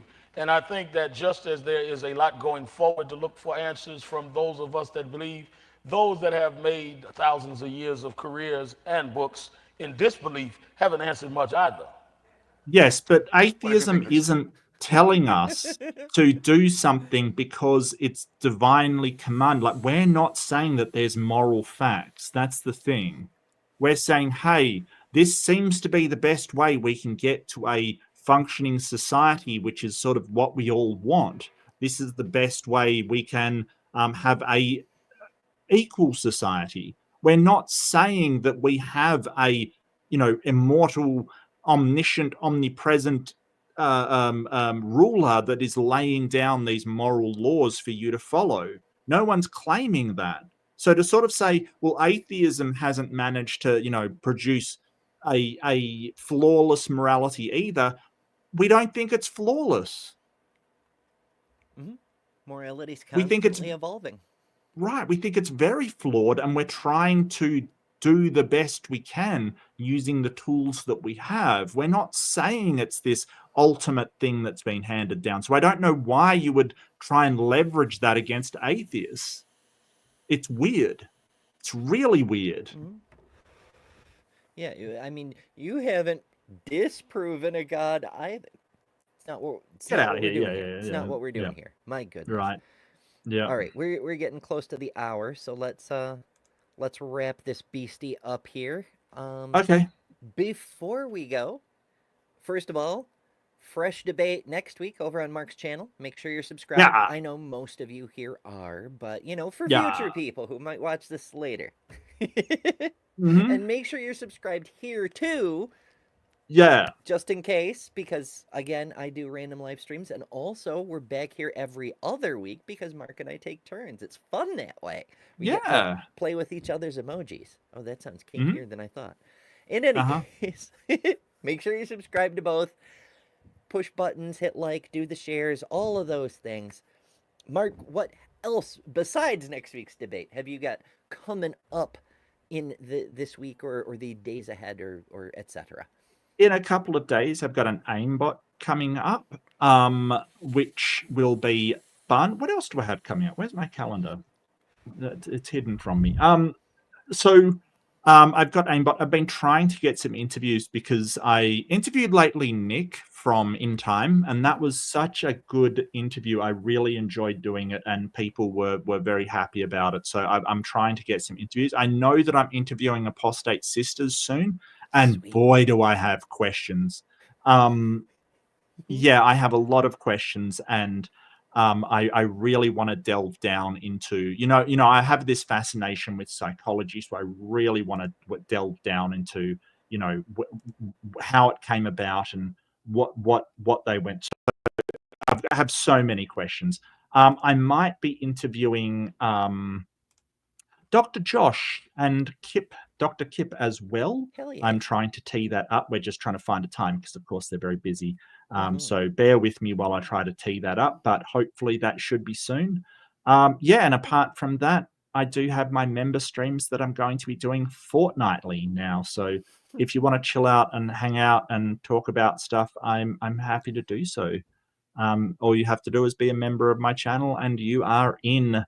in. And I think somebody suggested Mark After Dark as the name for it. I am so on board with that. It's ridiculous. So yeah. That is pretty good. No It's alliteration, pretty but good. yeah, it's Hey, a boss rhyme.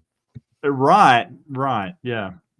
Hell I yeah. just have to do a thumbnail for it and stuff. Yeah, for sure. Oh, those Uh-huh. thumbnails, it's so much work. My Yeah. goodness. Well, it's So- not too bad. It's all right. Yeah. So obviously everybody knows Dectors, Josh, and Kip. They're around the community from time to time. They they do shows translating stuff together, fantastic stuff. They both have their own channel.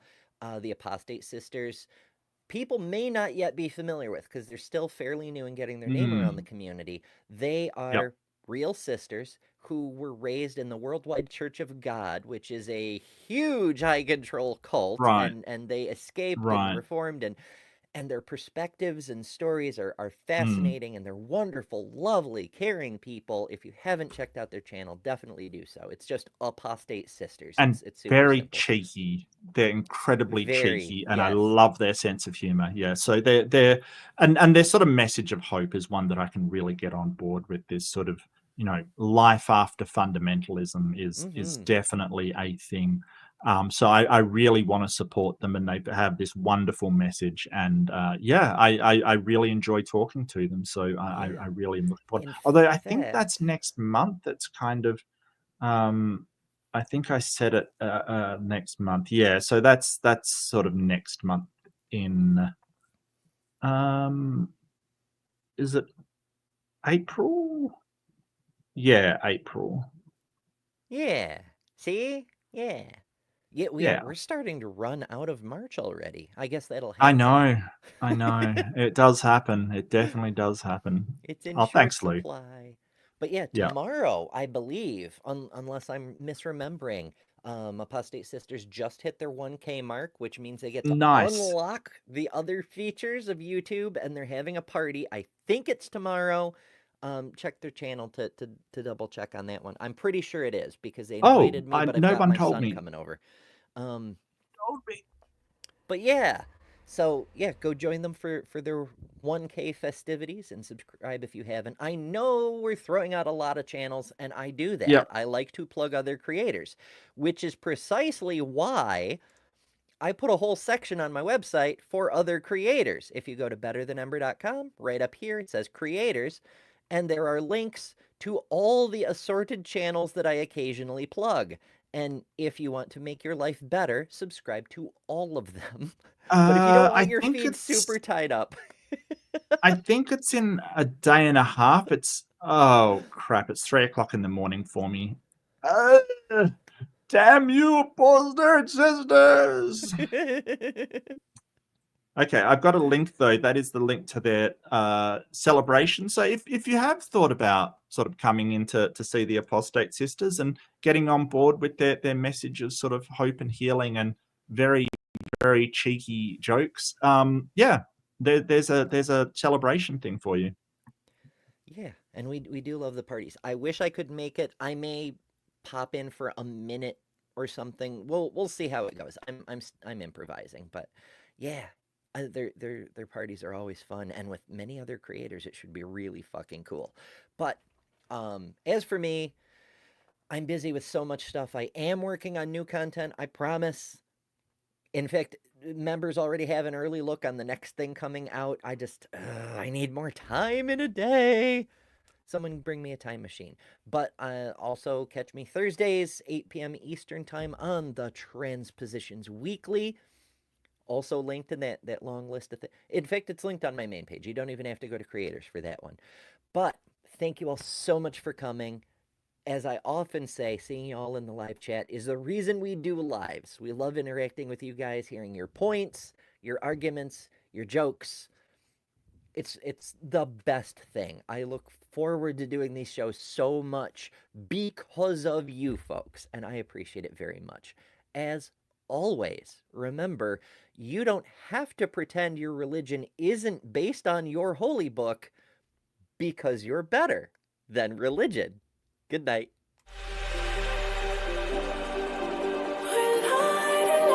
We're Just like a spark that's breaking out. Can't make